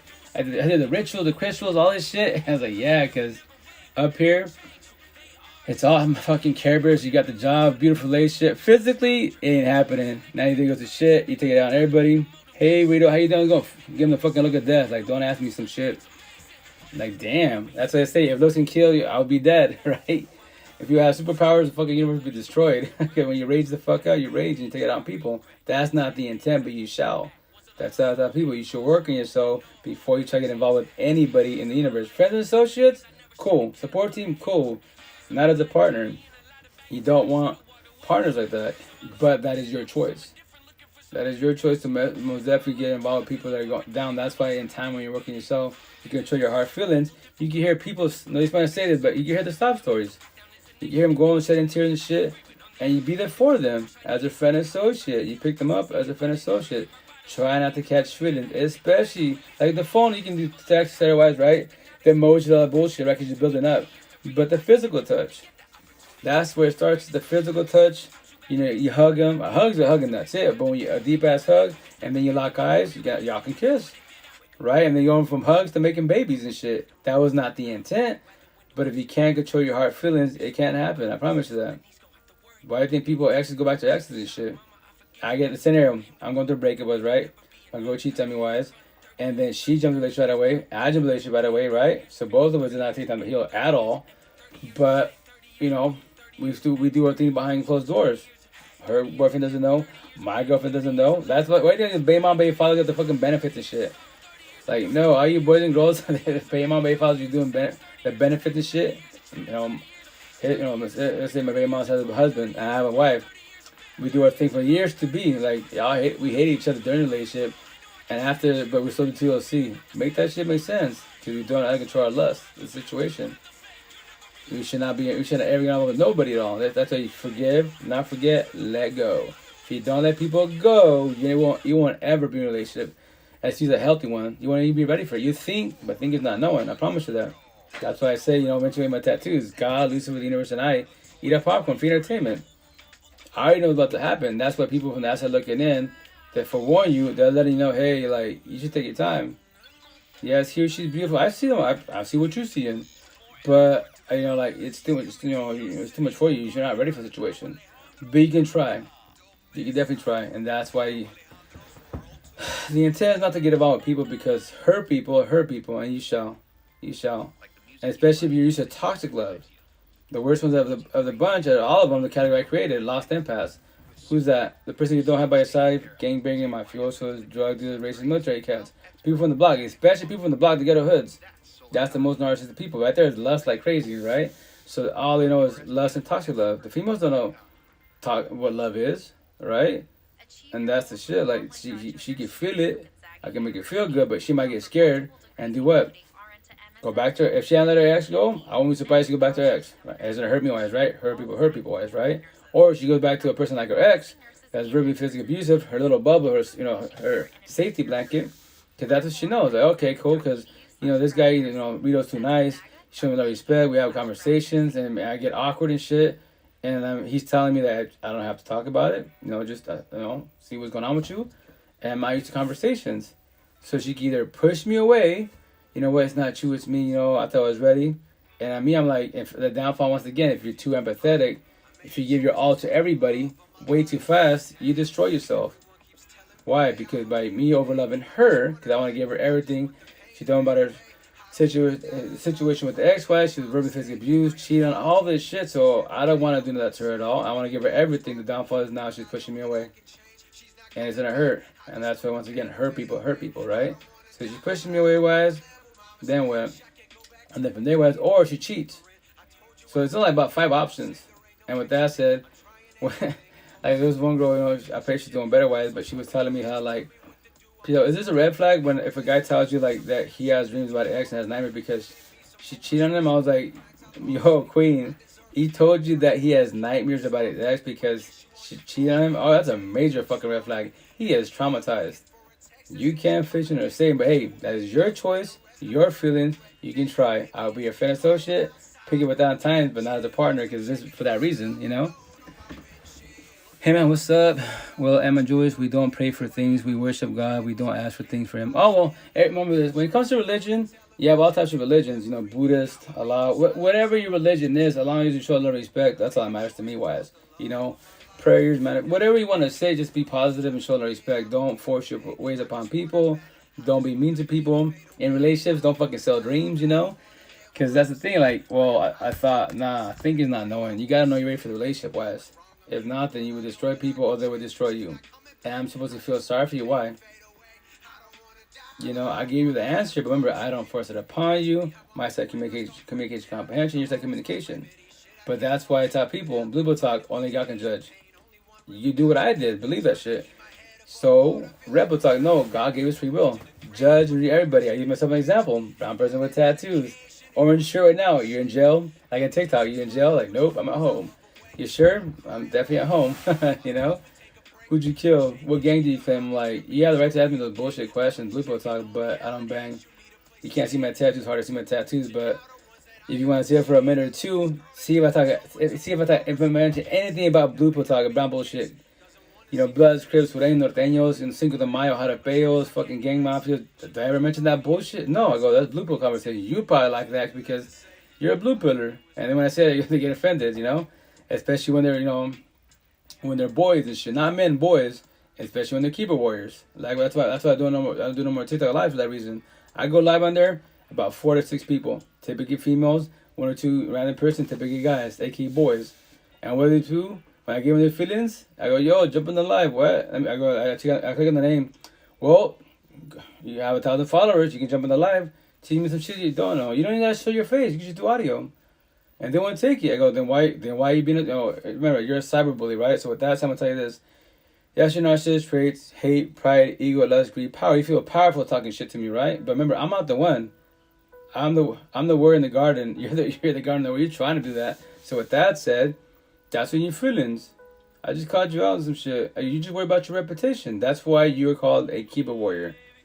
You will talk shit, all this shit to your last damn breath. But remember this, it's called deflection, projection. Remember those words because you have your own personal issues. You're trying to bully I'm not the one. I'm calling on your shit. You're getting triggered and shit. So you're doing projection, talking your shit. And you still don't come after me. Why? I will destroy you with words. I promise you that. To the point you become verbally and physically abusive. That's what's called reactive abuse. Because your IQ level are fists, guns, a squad and shit. You want to get a physical altercation. Analogy. You want to become the modern day Keyman, lucid disciple, wrecker fucking fireball. Because you don't know how to handle words. You can try to, but you're a bully. I mastered that shit easy wise. I haven't really a bully wise, but I can slaughter anyone that's narcissistic wise. That's why it like that, which I'm gonna get sad on me wise, which is true. Is because when you're the warrior in the garden, you're a beast. You can show your narcissist traits. You can have empathy and sympathy, and you shut them off from there and destroy people physically and verbally wise, right? With no remorse. But when you're a gardener in a war, you're empathetic, the nice guy, nice girl. You try to challenge people, they talk shit to you. You want to try to match the energy, but then you gaslight and manipulate yourself. Well, they call me stupid, but if I call them stupid, I'm being mean. You're gaslighting and manipulating your own self. So you stay quiet, people please, and stay humble, right? But they're going to always talk shit to you, and when they trigger you, which this out, then what? They get you sad, mad, then what? That's why it takes, like Jordan Peter says, you gotta be a monster. What? You gotta be a monster because the world will fucking chew your ass up, and it will. It will every which way. That's what meanwhile I trigger a lot of people, especially the boys. Especially when I say that. Boys, fuck you and your feelings. What? I give no fuck about your feelings. Sob story, your dad's not there, mom's there. I don't give a fuck. If you're not working yourself, healing awakening journey, I don't feel sorry for you at all.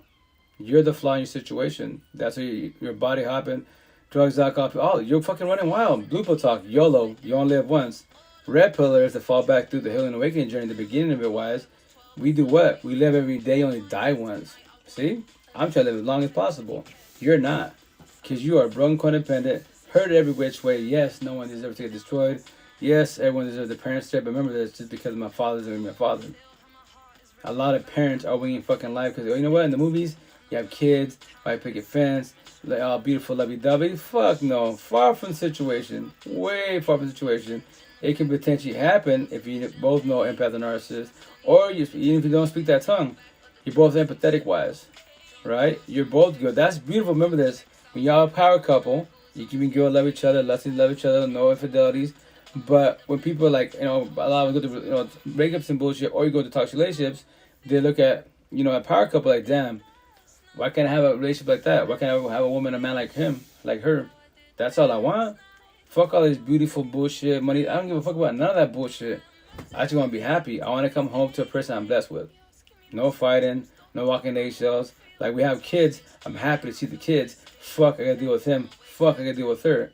That's the shit. That's called toxic love, bad environment, and to do analogy-wise, anything as an individual, remember that to make it so simple for everybody, as an individual, whatever makes you happy behind the screen.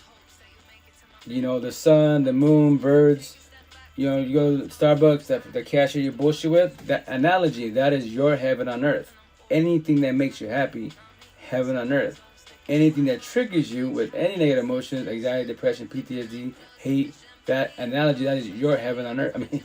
That is your hell on earth. So with that said, when you go home, what is your environment at home? With your partner, with your parents, by yourself, what is it? Is it healthy or unhealthy? If it's good, cool, you blessed. Heaven on earth. If it's unhealthy, bickering, fighting, bullshit, that is your hell on earth. Why do you allow it to be like that? If your kids, I tell them, I don't have a lot of young kids, middle school, high schoolers. I go, well, in your parents' household, so just stay in your room. Your parents are always beefing, stay in your room. They might give you shit. Well, you're all in the room. Yes, I'm studying. Just use that bullshit excuse that you're studying. Or just go in the other room. Fucking, altercations happen. You get in the mixed. You see them getting physical with each other. Wise, as it is, you're traumatized. Trust me, Ben. I was you, right? But the intent is that you don't carry on the general cycle. And then in your relationship, I'll always be like, yo, I don't like probably verbally, physically abusive wise. I want to show love, respect. It's a thought, it's an idea. Until you get into a relationship wise, then if you get triggered, then what? I mean, my situations, I was a verbal abuser, not the physical abuser. I tried, I'll defend my ex's wife when they got physical with me, wise. But why did they get physical? Why were they the physical abuser? Because I triggered them with my words. The worst people that destroy you, trigger you the fastest is your partner. Why? TOC, you become one, exchange energy. That's why. So if I call my ex, say I have a girlfriend, I call her ugly, fat, and stupid, but I love her, I would hurt her really bad. And then for her wise, if she hasn't worked in her mansion, the door to pain wise, she would think of her ex calling her that, her exes, the bullies, and then the cherry on top, let's say her parents call her that, ugly, fat, and stupid. That's why she's getting triggered, and then boom, shit's flying, she's punching me, trying to cut me, said it was boiling water, all that. I can tell you stories wise, right? But I did it because I triggered her. Because my pride and ego, I don't know, by my tongue, and I heard it as it is, she's hurt. But remember this, don't be too hard on yourself. In this conversation you have with yourself with somebody, you're struggling. And that's why you should not get involved in relationships if you're not ready for that. Only if you both do communication comprehension, you both sit down and talk about it, shit out. You have traumas, like you have jealousy issues. Because in the beginning, oh no, I'm good. Fuck that bullshit. So with that said, actions speak louder than the words. So if I say, I'm not jealous at all, right? And I meet her, she's showing cleavage, leggings, showing everything wise. But now we become a couple official wise. Then what happens? I control her. Babe, I don't want you wearing that because you got to be looking at you. She's out dressed like a nun. She can't talk to nobody. Nothing. No social media, nothing. But before, she's on IG, Facebook, etc. wise. Now she goes MIA. Right? Which happens all the fucking time, especially in the Spanish culture wise. Because if I was a machista, more narcissistic wise, if I do the machismo, she has to dress like a nun. Right? Can't tell nobody, but I, and machismo, aka narcissism in English wise, I can pass boundaries with females. And us guys in narcissistic wise, especially in the shitty Spanish culture, I would test her boundaries. If she allows me to check out girls in front of her and she don't say shit, yo, green light. Green fucking light. You ladies allow us, that's what guys do. Fuck that bullshit is damn cool. I pray for that. Remember we just said, that's what guys do. I'm not going to feel sorry for empathy nor sympathy when your man's cheating on you. And he shall. I won't be surprised. Especially in Spanish culture, won't be surprised at all because he's doing machismo and shit. Narcissism-wise. And because you're scared of, we barely met, I don't fuck it up. It's better to die today than tomorrow. I promise you that. So with that said, if you don't verbalize your boundaries, why are you checking out the females in front of my face? Yeah, she's beautiful, she's on point. I see that common sense, right? But I'm out there stuck like Chuck, like you are. You're being held disrespectful, wise. And then you verbalize your boundaries. If you keep doing that, passing boundaries, and guess what? You don't want me. You want everybody but me, wise. So with that said, you're not ready for this. So I'll squash with it. Oh no, yes, change. Wait, believe them. But with that said, he'll do it again and again and again. Because when they test your boundaries and you let it slide, it's okay what the guys do. It's you're reading the red flags, but you should be observing them and correcting green flags. But you're just seeing the red flags and letting them slide. And that's the shit. And that's why I tell females, if you're not Spanish, Hispanic, and Spanish-wise, you want Spanish, us Spanish guys, don't fucking fall for us because our looks. I speak Spanish, we go suave, all this corny bullshit. That is man-made bullshit. We're the best Oscar-nominated actors in the world, especially in Spanish culture. That's why I knock the fuck out of our culture, especially when it comes to relationships-wise. It's not the women. Yes, you have toxic and all that shit, that corny-ass term, but they're crazy for a reason because they've been destroyed. The walls are up, so they become hella masculine, quote unquote, because they don't want to get used and abused, especially verbally, physically wise, right? So the match energy, the downfall is to cause altercations, and that's why the person should work on themselves before they get involved with somebody wise. That's like me when I did my friend in the South in the ghettos. The female, I'm a bitch, I'm too masculine, right? I'm too mean. I go, no, because you've been destroyed. You're scared of toxic. You're scared of love. That's what the situation is. We're not together, but in time when you work on yourself, this is what will love be. This is a fake major love story, but this is what it'll be. We're having conversations, right? My baby mom, basura, garbage, right? And your baby father, your ex-dude, same shit. So you and I are doing what? It's a fake major love story. And we're trying to fill a void we're not getting from our ex's wives. So we cherish our time. But this will only last for so long, right? It's because there's pros and cons of benefits, right? So with that said, that's what I tell everybody. That if in the Spanish culture, especially, here's the worst part about Spanish culture, and the worst called machismo, right? If y'all speak whatever tongue you speak, I don't know if it's Japanese, Eritrean, wherever you part of the universe you live in, but you speak a tongue other than Spanish, other than English. Let me tell you an analogy-wise. Even the Spanish culture, they don't know this shit, because if you don't go to school for therapists, counselors, psychiatrists, you don't know anything about the DSM-5 book. This is Japanese to you, but when I say the word in Spanish, though, they know where I'm coming from. So with that said, if I was the machista, narcissistic-wise, right, and I did the machismo, right, which is narcissism-wise, and the worst part about the situation, if my family knows, right, I'm the manho, right, and machista, every girl I be with, I fucking slaughter, cheat on her, right, and families do this shit all the fucking time, right, and then I bring a square, empathetic woman to it. And remember this, traditional ways, if you have a partner, right, and then you shit out, I'm gonna introduce to my family. Traditionally speaking wise, I was like, oh hell yeah, I'm so special, this and that. Yo, ladies, don't fall for that corny bullshit. I could be, if I was narcissistic and machista, I could do it to every girlfriend I have. And a lot of us do. Trust. So with that said, let's say I have an empathetic woman, I bring it to the barbecue family, she meets my parents, the whole fucking squad gets a barbecue, quinceañera, whatever the situation is, right? All my family knows I'm a fucking manhole, but none of my family, especially the women, will forewarn my girlfriend, hey, like, I'm happy with my nephew, my cousin, whatever the situation is, right? But I'm just forewarning you, man. He's a manhole, man. This guy body hops like crazy. Right now, he's acting. I'm just forewarning you. And we don't say shit. That's why it's called machismo, narcissism-wise. And that's the shit. And then when that girl, I get her, I destroy her, cheat on her, and then my parents, my father, I'm not thinking about my auntie, my mother, sisters, cousins reach out to her. I'm sorry, I should have told you about Marge and how Rito is, etc. with the womb. They should have told in the beginning why, but I get at the same time you can verbalize in the beginning for warning them. But here's the kicker: when someone is trauma bonded, all they see is their partner. Everyone can forewarn them, right? And they're not gonna comprehend. They heard you communicate, but they won't comprehend you because their mind says, I am with him. I will give him my all. They're about to get destroyed. You're like woke. Yeah, no, woke 1,000. That's why I say I'm 1% of the universe. I just got it from the universe. You don't have to comprehend nothing I'm saying. I'm just forewarning you. The cool thing when you hear people like awaken woke wise, we tell you our stories, people's stories wise, and we give you ideas, scenarios, and options. So when you get to a situation, altercation, or something about to happen, you weigh out your options really, really fast. That's why, as an individual, obviously, square circles, empath and narcissist, good and bad people, everyone can be both and vice versa, right? But it's so obvious. It's all in your face. It's all in your face. I promise you that. That's what me. I love like OnlyFans. I love triggering them because they're getting the feelings in my DMs, all shit. Because OnlyFans, no respect them. I have nothing against them. Making $1 zillion. You'd be richer in Blue Talk than I am ever in my lifetime. But with that said, I don't want to hear that like, oh, I got depression, I got anxiety, all that shit. Like, I'm sorry you have that, but you have money and power. So instead of partying, kicking, they going to Dubai. Why don't you go reach out, get a therapist, counselor? Here's the best part. I didn't offer to them. Here's the best part. I do free therapy life coach. We can talk about it if you choose to, which is your choice, right? And they'd be like, I go, other than lust, your beauty, and toxic love, what do you bring to the table? Yes, I understand, comprehend, you have money, power, and fame. I get it. You're like rich people status. When you're sleeping, you're making money because off your OF. I comprehend that. But as an individual, what do you bring to the table? What can you teach me in life? If we're going to do a breakup, I'm asking you simple, petty-ass questions.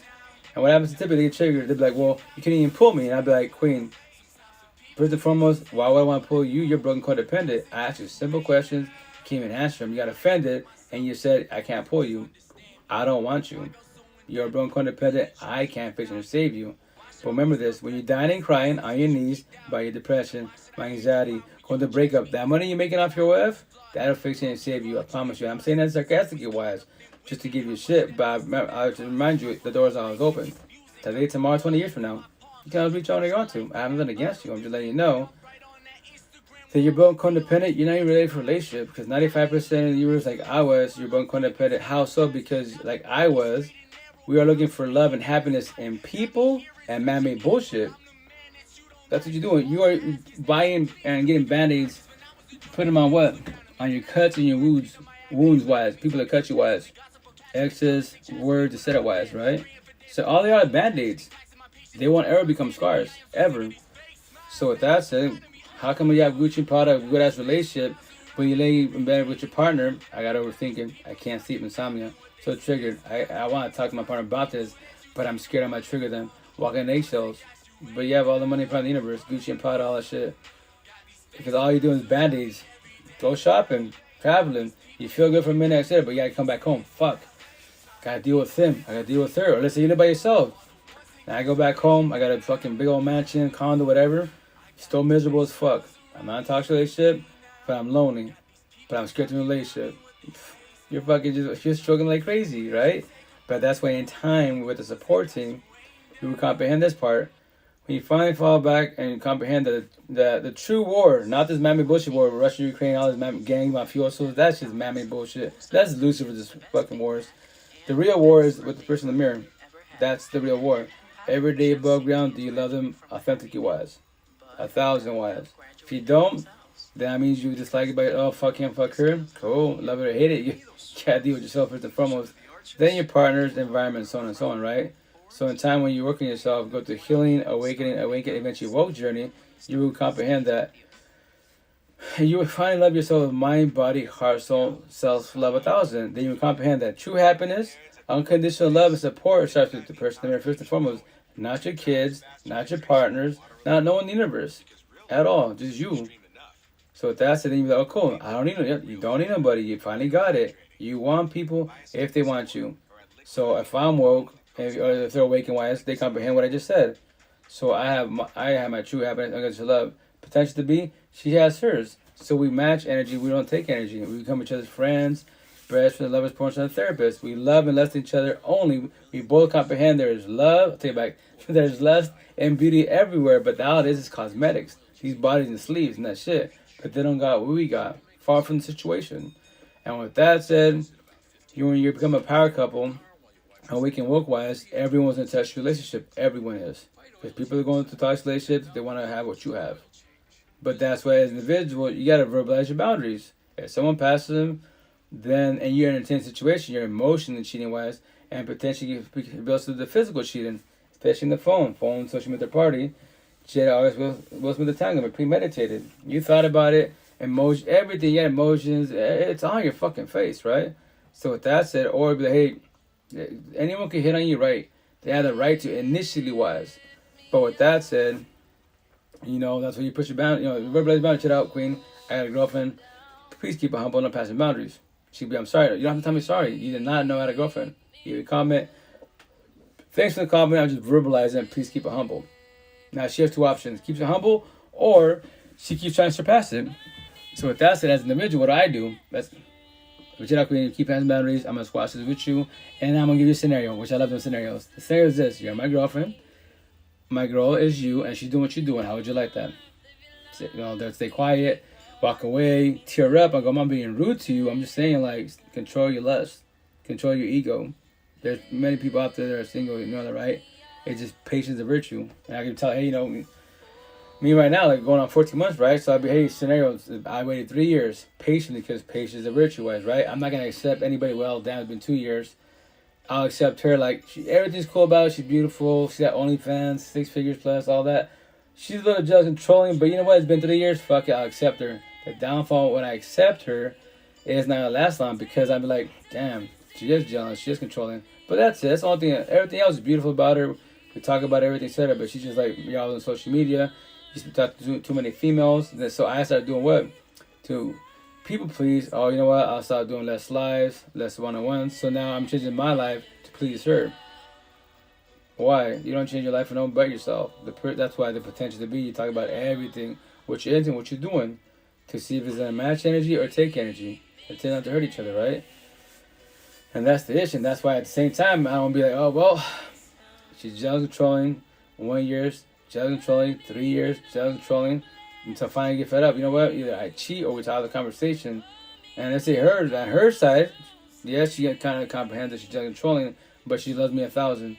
She's deep in the situation because she don't know empath, narcissist, all this stuff. And then I told you, babe, we have a conversation. The jealous control, I waited patiently 3 years, I should have told you at the beginning, but, like, that's the only thing that aches me. The only thing that bothers about me is that. Like, I don't pass boundaries. You can go through my phone all you want. I don't ever ask you about your phone once. That is your choice to cheat. So with that said, like, if you don't change your ways, surpass, or progress in the situation, then I'm going to squash it. And that's going to hurt her hella bad. Because now she's like, well, and she can try to change, but that's which a lot of us do, which is more on the men's side. You girls give 1,000 chances, right? Why are you doing this? We change our ways for 1 week, 2 weeks, a month, and that's it. We go back to old ways, right? Because I'm trying to fix myself, change myself with the body by my side. I am people pleasing to keep her happy. So she doesn't leave me, stay humble, all that shit. It's not going to work out. You can try. If you're both doing communication comprehension, you comprehend where I just came from, what I just said, then you potentially can make it. And that's like a high potential.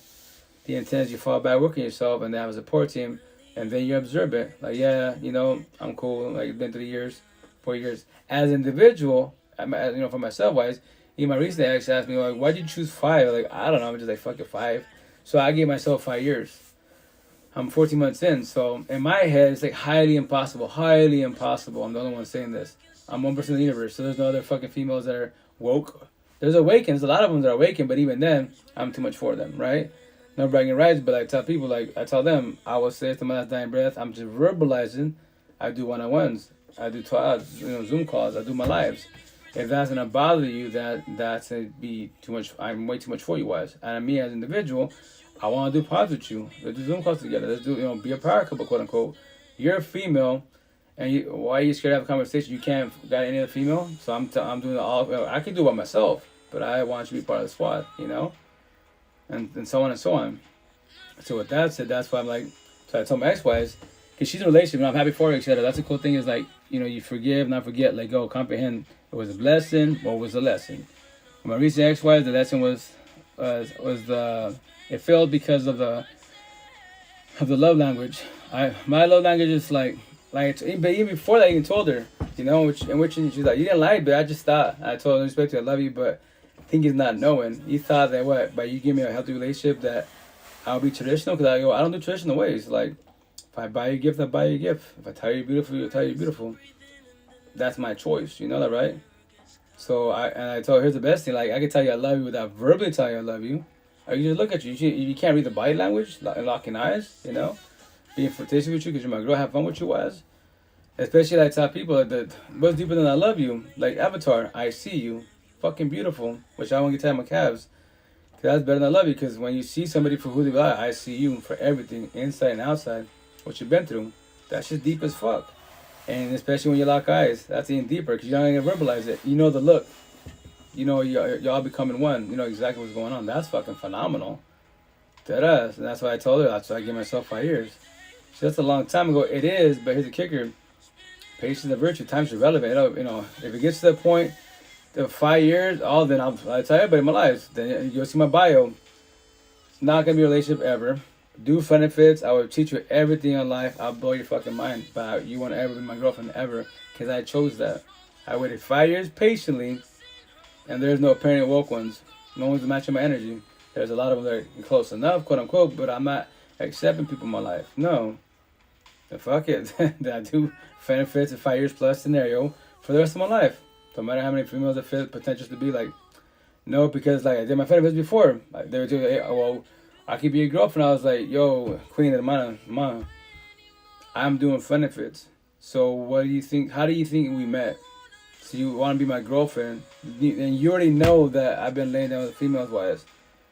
Tell me, let's break it down. Do you believe we'll be healthy long term? At the same time, I still love my baby moms. I don't know how to give her this love for her.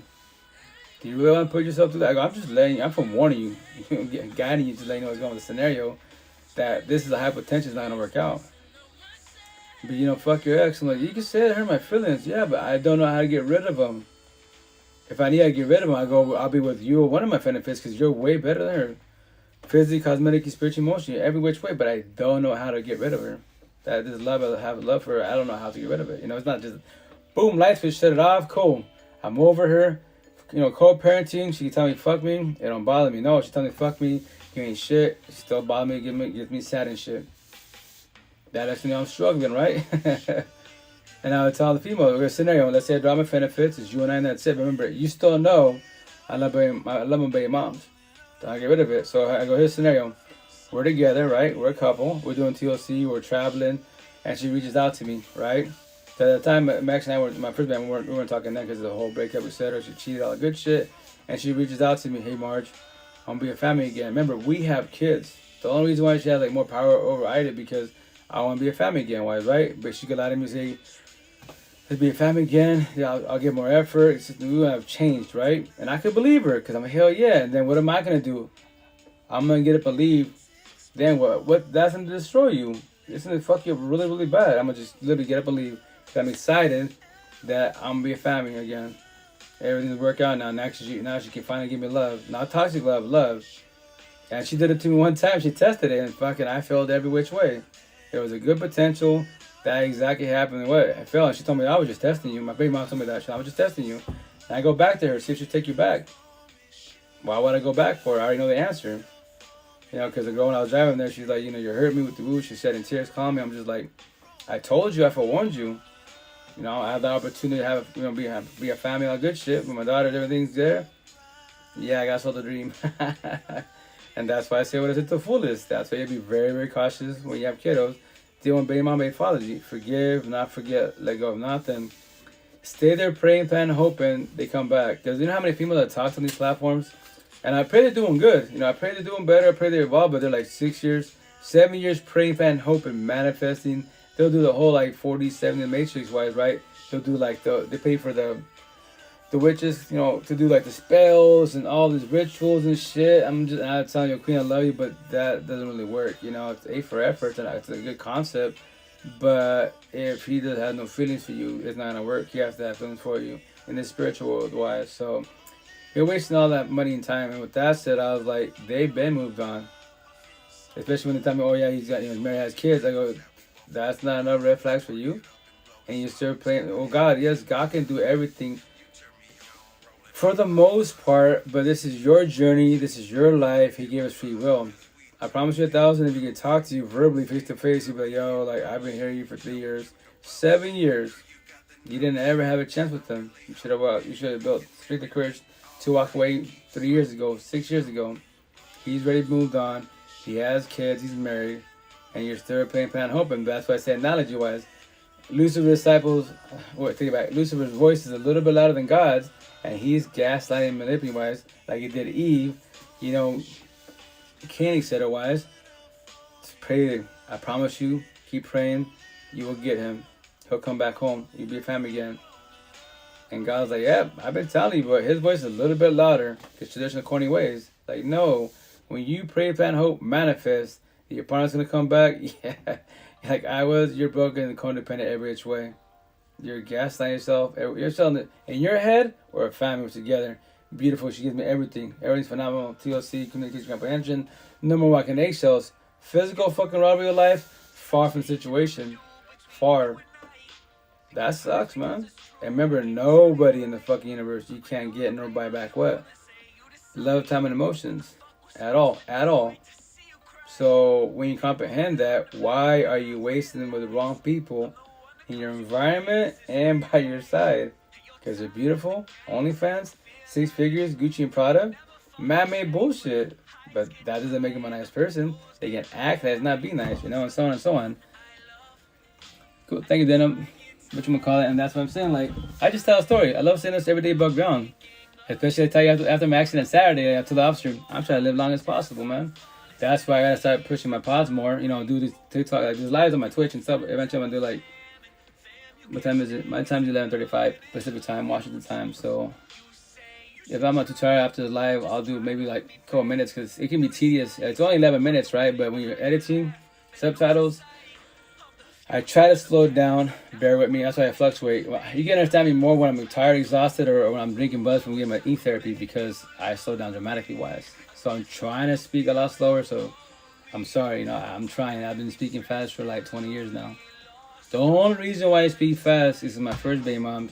She's Latina. I was Venezuela, raised in New York. So she got the East Coast accent. She speaks Spanish, Latin, Portuguese, English. East Coast accent, and they speak. And then people are sound like chipmunks. That's why I sound like a chipmunk.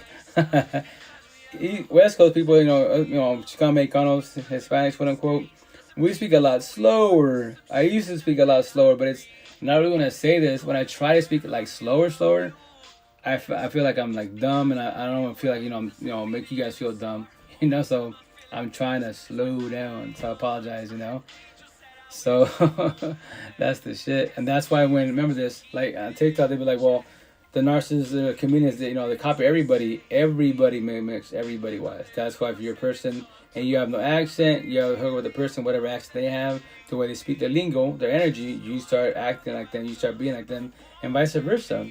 Everyone does that shit. But the thing is, now, are you doing it because you adapt the situation, or use it to be narcissistic wise, and so on, to act nice, not be nice, and so on and so on, And that's the shit. That's why every day above ground, everything starts with you as an individual. Every day above ground, all of us have choices. I love people like my one I want to be like, I got choices. You been had choices. What? I can't. Well, for sure day one, but especially when you graduate and move out of the household, you've had all the choices in the universe. You know that, right? You don't have to do relationships. What? You don't have to do toxicity. No. You don't, but it's your choice to be everyday above ground, to be happy, bitter, hateful, drugs, alcohol, pills, off your dome, off the universe's dome. That is your choice. But I tell them, what do you want? I ask everybody, two simple questions. What do you want from life? What do you want from relationships? Short-term benefits, fuck buddies, one night stands, last dying breath. If you can't answer those two simple questions, honestly, 1,000, then you're not ready for nothing in life. I promise you that, Hi, David. Have a good day. Take care. Be safe. Nice to see you also. But with that said, that's the top people. Everything's up to you. Life's not hard. The only reason why life was hard, yes, put your child trauma away, but the only reason why life became hard because we got in relationships that destroyed us. That's why life became hard. That's when you question self-worth. You worry about rejection.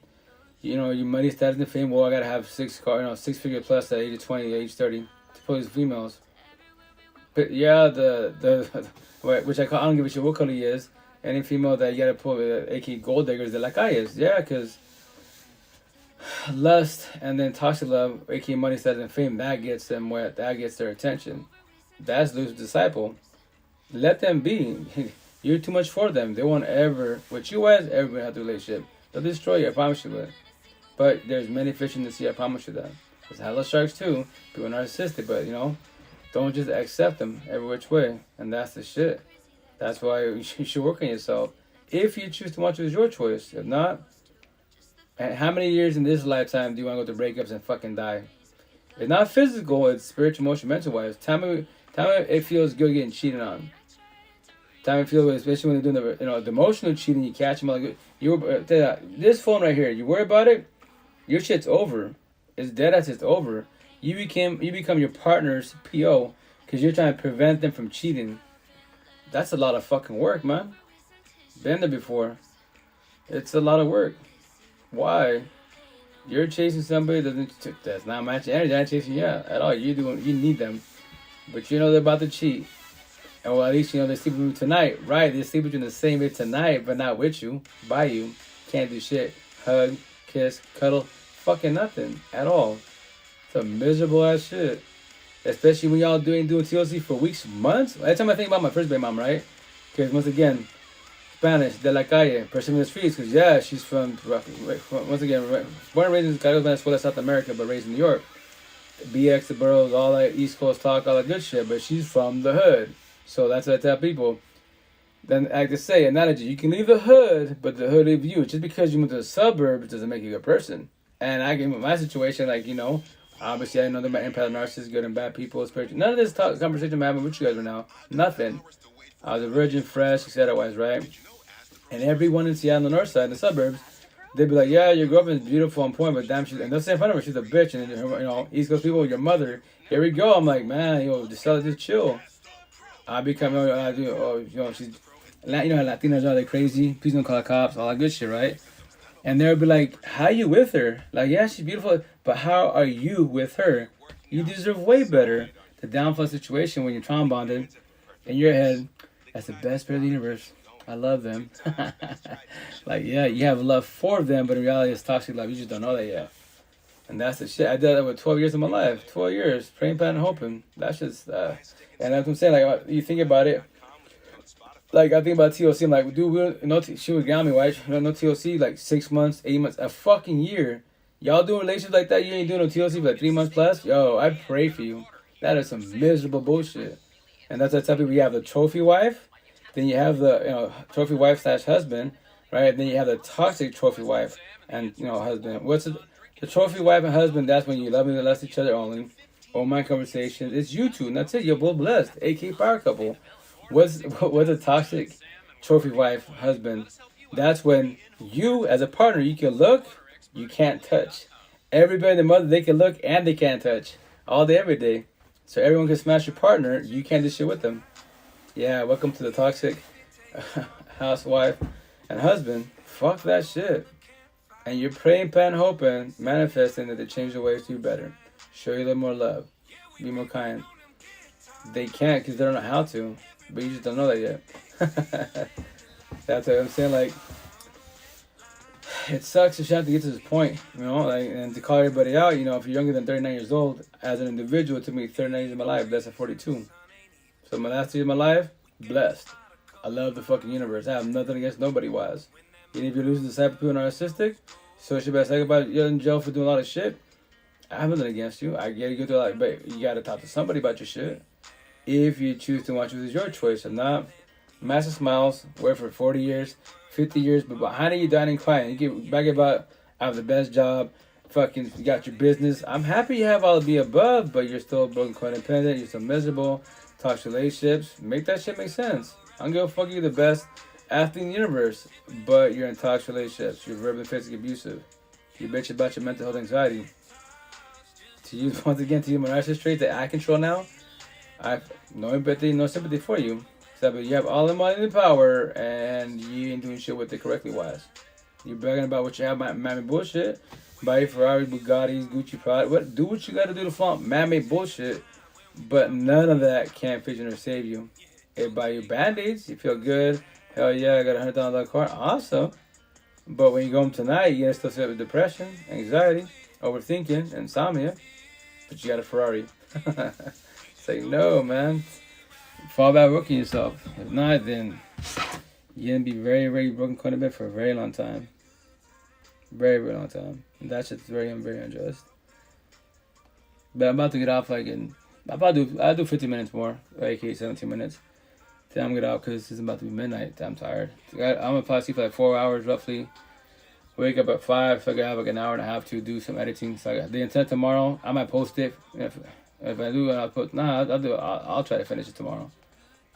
It's only 11 minutes, but in reality, it's like probably like 20, 25 minutes in editing wise. If y'all have any questions, you can ask away for And remember, I'm all in your pocket. Free therapy life coach. Talking to Vibe if you want to figure life out a lot faster. Because to call everyone, if you're younger than 39, say you're 30 years old. I'm challenge you. You have 9 years. In 9 years, can you beat me in your lifetime? At 39 years old, can you be 36 years old, go through your healing, awakening, eventually woke journey? So you can comprehend where I'm coming from. If you can, I want you to. That's the time my one-on-ones. All the shit that I tell you about relationships, breakups, etc. wise, I am talking to you, right? But in my mind, etc., I'm talking to myself at your age. That's what I'm doing. This is what I tell myself if I had all the knowledge I have now, then. But I didn't. But with that said, once again, I tell them, don't be hard on yourself. I was trying to guide you. I can't be hard on myself because I didn't have a support team, right? I was winging life, and especially as men, you don't talk about your feelings because you're a bitch. Man the fuck up. Yeah. That's some corny ass shit. Don't do that.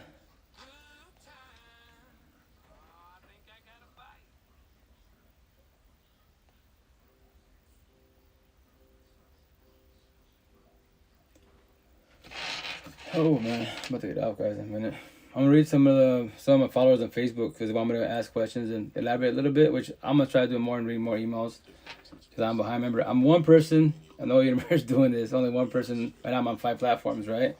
So I'll make time for everybody when I can. So this one says her name's Angelica. She says, "Oh, Angelica Santiago, Spanish. So as an individual, I love like Spanish women and boys too, aka men if they're actually working themselves when they ask questions, because I'll be like, oh." I'll respond with an answer, And then, in the Spanish culture, you women ain't problems. You know, yes, you have toxicas, narcissistic ones, but they're easy to tell. And they're hurt. It's us men, aka boys, we're the issue. We're the machistas. You know, and that's what the Spanish females do what I'm saying because they know exactly where I'm coming from, right? But she says, you want loyalty from family and friends, but cheat in your relationship. Make that make sense. Y'all odd as fuck, please go away. Which is very true. All these guys want love and respect in Spanish culture, but, you know, they're passing boundaries every which way. Machismo. You know, chat with females like me. If I have a girlfriend, I chat with females in front of my girl. She don't say shit. You know, with my family and friends, the party, same shit. No one's saying, she ain't saying shit. So I'm passing boundaries. But I claim that I want her to love and respect me. That, you know, she's got to be submissive. They say take care of me wise, but I'm destroying her verbally, physically, abusive wise. Body, haven't been the man. But I love God. You know, go to church, get back to the community wise. I was that people like, if I had a tattoo scenario, if I was a machista here, narcissistic wise, and I do machismo, cheating on my girlfriend, etc., I can have tattoos of God, Jesus, the rosary. That doesn't make me a good person. That is just tattoos. That's it. I'm not matching energy wise, right? So that's everybody, man. You got to be careful with religion. Very, very careful with religion. You have these, you know, religious dating apps. Fuck. First and foremost, as an individual, fuck dating apps.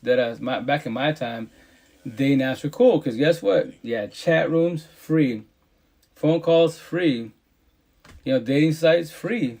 You know, nowadays, no. As an individual, I'm not paying for no one's conversation. One girl, she's like, "You can afford me." I'm like, first and foremost, I'm not buying this shit, man. So with that said, you can think you're ahead of your high class, all this shit, you have standards, but so you need a man-made dollar to make you happy. Cool, I pray for that's it. I promise you 1,000 you're broken codependent. You're not ready for the relationship. I'm way too much for you. Because if you was on my level, you would have an open mind conversation. You can't, you don't know how to. But I pray for you and that's it, and I go on my day, you know? And if I trigger you, which I shall, and you're a mansion, I add a door of pain. I don't even know you're from Adams. But here's the best part. You can reach out whenever you want to. Your choice, not forced upon on, you know? And I'm just like, nope. But once again, on two of them, I'm live. Because I'm just talking about vibing and that's it. I'm here for the girls, women, and single mothers. I say it all the time. Boys, fucking, you know, fuck you in the feelings. Men, we're talking to vibing if you get reach out wise. So with that said, that's why in relationships, what I say, when, you know, no one's perfect, yes. We have flaws, yes. But the intent, quote unquote, is you're working yourself. If you don't work on yourself, you're going to self-sabotage relationships. You're going to bring your past to present. And it's pretty much over. And that's why I say, you know, when someone disrespects respect, they broke loyalty, trust, and love. All they can offer you now is toxic love, lust, drama, trauma to trauma. Take the L, walk away, save yourself if you choose to want to. It's your choice. It's all on you. It's not nobody else but you, right? So that's why you can be like, oh, if someone cheats on you, it's your choice. But as I look it in, it's over. I promise you 1,000 it's over. And they're like, how so? Okay, scenario. You didn't cheat. Your partner cheated on you, right? Let's say scenario. They don't ever cheat on you. Ever. Right? Not never. When you say, I'm never going to cheat, I'm never going to drink. Don't defy logic. You're defying logic. You're going to cheat. You're going to drink. Say, I won't ever drink.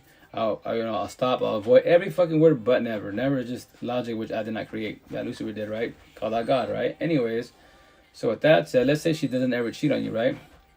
Well, my girlfriend, right? Say I have a girlfriend, she cheats on me, wise, right? And I forgive her, obviously not forget, and I let her go, right? But we stay together, wise. She doesn't ever cheat on me at all, ever. But in my head, it already happened. In my head, I could replay it 1,000 times. 1,000 times. And I can accuse her, let me see your phone. Going through her phone, etc. Wise, you know, go out, you go out with your friends. Or you can go out with your friends, but are you going out with your friends? Let's say she cheated with some guy. She went to, she said she was going with her friends, but she actually went to a club, movies, whatever the situation is, right? And I'm gonna give her shit. Are you going with your friends? You going to the club, you know? And she getting triggered, so potentially I might push her away. Cause why? So traumatized. It could be 1 year, 5 years. That's very unjust. So I tell people when infidelity happens, squash it. The smartest thing, the safest thing to do is squash it. But that is definitely your choice. If an associate, I would pick it 1,000 times, not as a partner. Not at all. And that's why me, an individual, I verbalize all the time. I don't need a partner. I want a partner. The door's there. I can leave. She can leave. She can cheat. I can cheat. Our choices. But with that said, you should be, in time when you're working yourself, you should be able to judge everybody for who they are. Am I broken, ugly, lost, healing inside? Am I matching energy, taking energy? Judge. I tell you, all the answer in your face. But then just to be go anywhere. Starbucks. Look at one person, right? Facial expression, tone of voice, energy, aura-wise, right? And their eyes, what's their body language? It's in your face. You can see, oh yeah, he, empathetic, her, a little narcissistic-wise, you know? That one right there, he's from the streets, she's from the streets. Oh yeah, definitely narcissistic-wise. You know, we can be friends in the social, we talking violent bullshit, but not by my side, you know? I'm way too much for her. It's all in front of your face, I promise you that. But if you want to do biblical talk, only God can judge. I pray for you. You're going to get destroyed because you're going to be people-pleasing. And you'll be like, well, you know, I'm not going to give up. I'll stay long. Oh, do what I did. First baby mom, 12 years, 3 daughters. Second one, you know, 5 boys in 7 years. So between 2 girls, 2 baby moms, that's what? 8 kiddos, 19 years of my life. And none of us can get nor buy back love, time, and emotions at all. The positive is kids, right? So there's pros and cons. Kiddos, the blessing. What's the lesson? Quote unquote, I'm having with kids wrong individuals, right? I guarantee they're saying the same shit about I, right? Because we're bumping heads. We're at world competition with each other, wise. The potential to be, yeah, you're working yourself. That's why you gotta be careful who you lay down with, because common sense, all you boys and girls have feelings, excuses in life when it comes to TLC, like, you know, abortions, all this fucking plan. I was like, bro, if you don't know, let me tell you the answer. When you lay down with people, what can you potentially catch? Feelings, babies, STDs. That's all you got. You get preggo, the kid has to be here. God gives you, quote unquote, you can handle, right? But you wanna opt out, abortion, and fucking nowadays fucking popping Plan B like Skittles. The day that you want to have a kid, you can't have a kid. Am I supposed to feel sorry for you if I know you personally wise? But well, you already had 4 abortions. You fucking has all these fucking Plan Bs, right? And now you're ready. So now, and you're mad at God because he tried to give you. Yes, it was a fucked up situation that would have been good for you, but everything happens for a reason, right? It's just like, no, don't do it to yourself. You gotta be very observant who you lay down with. If not, you're bringing kids in the world. That's what they ask me. Like, people ask me in general, like, yo, you're really gonna have more kids? I'm like, I go, it's like this as an individual. Would I like to have more kids? I wouldn't mind having one more kid with the potential to be, because to say, quote unquote, not for the man-made title, as an individual and for her wise, they were finally both blessed to actually have a kid and both healthy. Communication, comprehension, loving us each other only. No toxicity, no bullshit. I believe them be actually a happy family, finally wise. And yes, my baby moms can get triggered, her baby fathers can get triggered, whatever the situation is, right? But why the fuck do we give a fuck about anything about us, as long as her and I are blessed? And that's the thing, the intent is not to get your family and friends involved in your relationship. Try not to. A lot of us did it. I did it, wise. And you potentially will self-sabotage your own relationship by people-pleasing and putting everybody in the mother, like I did, like a dummy not knowing, putting everybody in the mother, their fucking favors, situations, errands, before my ex and the kiddos. That's a no-no. I learned my lesson. I won't ever do that. Oh, I need this. I'm with my kids. Oh, my girl. What? Call somebody else. Oh, yes, before I would drop fucking everything. Dude, yes, no. I'm not doing that no more, because that's how I fucked up in my relationship. That's how I lost it, etc. So, no thank you. Call somebody else. And they might get triggered. Remember, rejection, protection. Oh, you're being mean. You know, you changed because that girl. You can say that, but I am dating my girl. That's my family. That's my kid. I'm not dating you. You're my father, auntie, whatever the situation is, you know, and so on and so on. That's why the intent, quote unquote, don't self-sabotage relationship. Because if you do, you lose everybody. Then what? Who do you blame? You know? And that's why you both got to be ready for relationship-wise. As an individual, but I'm a person with tattoos. That's what I tell all the time. I want to be the Spanish girl, a Hispanic, a Spanish woman, Hispanic, if she's worked on herself, if she has a little bit comprehends where I'm coming from. And especially when I knock the shit of Spanish culture, Hispanic and Spaniards. I was saying in front of your parents. Don't give no fucks. If I see a scenario, your brother's talking about, oh yeah, we got this job, you know, I'm meeting your brother, your family, etc. I love my wife, 5 years together, all the good shit. But I see him passing boundaries. He's checking out, let's say my girlfriend brings her friend over, right? And she's single, whatever. She's dressing how she's dressing, showing cleavage, whatever. Definitely her choice, her body, her choice, right? And I see my girlfriend's brother checking her out, etc. And me, I'm not fucking shy. I'm 1,000. So with that said, yo, baby boy, that's your wife. You said, I'll call you in front of it. That's your wife for 5 years, right? And you say you love your wife. You go to church, right? Why are you checking out my girlfriend's homegrown shit? And obviously, in the altercations is why I just called him out in front of everybody. And what's going to happen? Because I disrespected her brother in front of her parents. Her parents didn't check her. Check out. I like your dude, etc. Wise, right? He has a good head and shoulder, but that was wrong what he did. Second of all, I don't like his tattoos at all. At all. Especially the Catholic, religious. So they will gas him up. Either you're going to choose your man or the family. What is it? And she comes to me, guess what, Vito? My parents, the choosing bullshit. They don't like what I said because I called it your brother. All that, my tattoos, right? How'd you know? Red pillar, blue pillar. I'm choosing myself. But it's over. Now you shed tears, and now how your family fixed it and saved you. I'm going to let you know what's going to happen with you and the rest of your life if you don't work on yourself. If you don't cut the umbilical cord, your parents, if they're not happy, your family friends, they're going to ruin your relationships. And you're going to be dropping a lot of people. And you could have potentially good partner by your side, but you're so sabotaging because you can't cut the umbilical cord. Your family runs relationship-wise. I pray for him, that's it. That's why I say all the time. That's why Spanish girls get in the film. I say that. Because, I'm not being rude to you. You got to work on yourself. I don't give a shit how beautiful you are as a Spanish girl. If you're just trolling, I'm not the one. If you party and kick it, I'm not the one. I don't party and kick it. Why don't you date someone that party and kicks it like you do? I'm not doing that corny bullshit, opposite attracts, empaths and narcissists. Been there, done that. Won't ever do that. If she's from the suburbs, I'll go to those house parties and those bars and clubs and shit because that's the suburbs, man. For the most part, everyone's chill. It's like downtown Seattle and the south side. Downtown Seattle and the south side is the ghetto, deadass. I wouldn't go no. I've been there a couple clubs in the south side. Downtown Seattle. Hell no. Some of the altercations, I ain't doing shit, right? Not passing boundaries. The north side, no problems. The most you got like John Bill drunk being wild and shit, hella funny, but that's about it. And that's from the south side. Downtown Seattle on the south side tries to go to like the U district, the north side, battle to the house party clubs and shit, college parties. The ghettos come into the squares, square and circles, opposite tracks. So they come into the suburbs to chill with the white girls, Asian girls, right? And what happens? They have their own security, bounces and shit. Oh, y'all from the south side, you can't come in. South side gets in trouble because that loses sight. But what they start doing, causing altercations, pull guns, break shit, causing ruckus because they can't go in there. Because we already know they're from the south side. Shit's about to get crazy here. If I say observe it, what do? I get up and leave. I'm not gonna be there. Wrong place, the wrong time. No, that's a ghetto hood. Let them be. Showing up from a distance, right? And that's the shit. That's why, once again, everything's in front of your face, man. In time when you're working yourself, you will comprehend what I just told you. But once again, this is not forced upon. My side, communication, comprehension. You heard it, communication, you don't have to comprehend. That's the thing, whoever you vibe with, analogy, don't Bible thump your beliefs on anyone at all. Even though you know the answer, even though they're about to get destroyed, that is their journey. The ayudo, heal, guide, support, uplift, forewarn, show my love. Hold their hand. That's it. And me, when I tell my one-on-ones, I remind them, shit out. I'm forewarning you, this about it's a high potential about to happen to you. But that is your choice, your heart, feelings, and I get it. I was you. But remember this.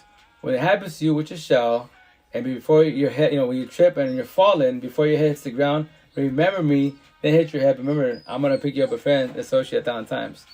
I won't be mean to you. But don't worry about baby boy. You were right. It's not about being right. I was you. I'm just holding your hand and guiding you. Let's talk about it. What's the red flags you missed that got to this point again? Why did you give them another chance? Oh, you're right. They were good for about 5 days, 7 days, and back to those ways. So they went back to the ex, they went party and kick it. Yeah, because all they wanted was lust out of you. That's all they still want from you guys. Snakes, what do you think about me? I'm about to get off in a minute, literally a minute. Sorry, guys. So I'll be out in a minute, baby boy. Cool? That's my daughter's dog. So that's it, y'all. I'm about to get off in a minute because I'm exhausted. my daughter's dog wants to go potty break and shit. So I'll go on tomorrow during the day at work. I try to do more during the day wise because I could do, I have more time for myself in the evening because as you see, I'm passing out. Yesterday, I was passing on the live really bad. But that's why, I don't have to be on here at all. I don't have to be passing out, put on my time and energy in this situation. But I do it because someone potentially might hear this and they'll vibe with it, etc. They might reach out so they don't feel alone. And as the individual said 1,000 times, I'm here for all the girls, women, and single mothers, especially in the Spanish culture. Our culture is shit. Relationships fucking shit. I'm basura. I want her to be in that, and I don't want you to be in that, especially the women. But I will give them grief, yo, queen, stay there like your mom, auntie, grandma, grandma did. Just have the man-made title and stay with your father, tiny kids for 30 years. Miserably as fuck. And I tell the boys, not the men, boys, you do what your father, uncle, grandpa did, siblings are doing. Go to church, talk about God, all the good shit, right? Act nice, not be nice, and verbally, physically whoop her ass and the kiddos, and cheat on her downtime. Don't worry, she won't get on you. She'll always be by your side. She has a shitty culture, shitty relationships. So, but that's definitely your choice, and that's why I do every day. We're gonna tell the same story. Try to simplify it best as. Tomorrow I'll read more questions and more emails wise, because they want, once again, my followers like, yo, I watched it. You didn't ask the question. Like, I know I should be talking around, and I apologize, but I'll get better at that wise, because once again, I'm only one individual doing all this by myself. So, which I love doing. I love doing 1,000. In my head, I'm like Joe Rogan status, Jordan Peterson. I would love to talk to them every which way, but once again, Joe Rogan, his stuff's more like skidded, and he has his, you know, his people that you talk about certain subjects, you know, mafias, ETs, you know, cyborgs and shit. Like, I don't care about that. That's Dupa talk. I do strictly rebel talk. All I focus is about life, relationships, why we suffer, empathy, and good and bad people, how we function, spiritual, emotional, mentally as beings, why we are at war with each other relationships wise. And I say all the time, women ain't the problem. It's us boys. Women offer, what do I know what women offer me wise? Love, lust, communication, comprehension. She'll give it her all 1,000. Especially if she's empathetic to the fullest wise, traditional ways, right? Us men are narcissistic. What do we offer? Toxic love, lust, drama, traumas, and trauma. We can act nice, not be nice. Offer you toxic love, not love. Communication, no comprehension. Welcome aboard. So with that, y'all, I'm getting off. Love y'all.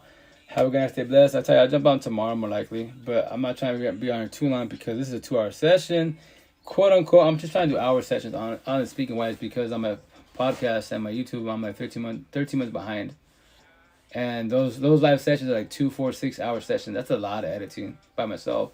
So if I'm on here on these platforms for like 2 hours plus, I'm doing it's just digging my hole deeper and deeper and deeper as far as trying to catch up myself. So I'll just try to focus more on 1 hour sessions. You know, that's it. I tell you, I'm in your pocket. And when you see my TikToks, other platforms, when it says like podcast, Zoom call, whatever, and you know, you expect to see different dates. Current this year, past 3 years, because I'm so far behind.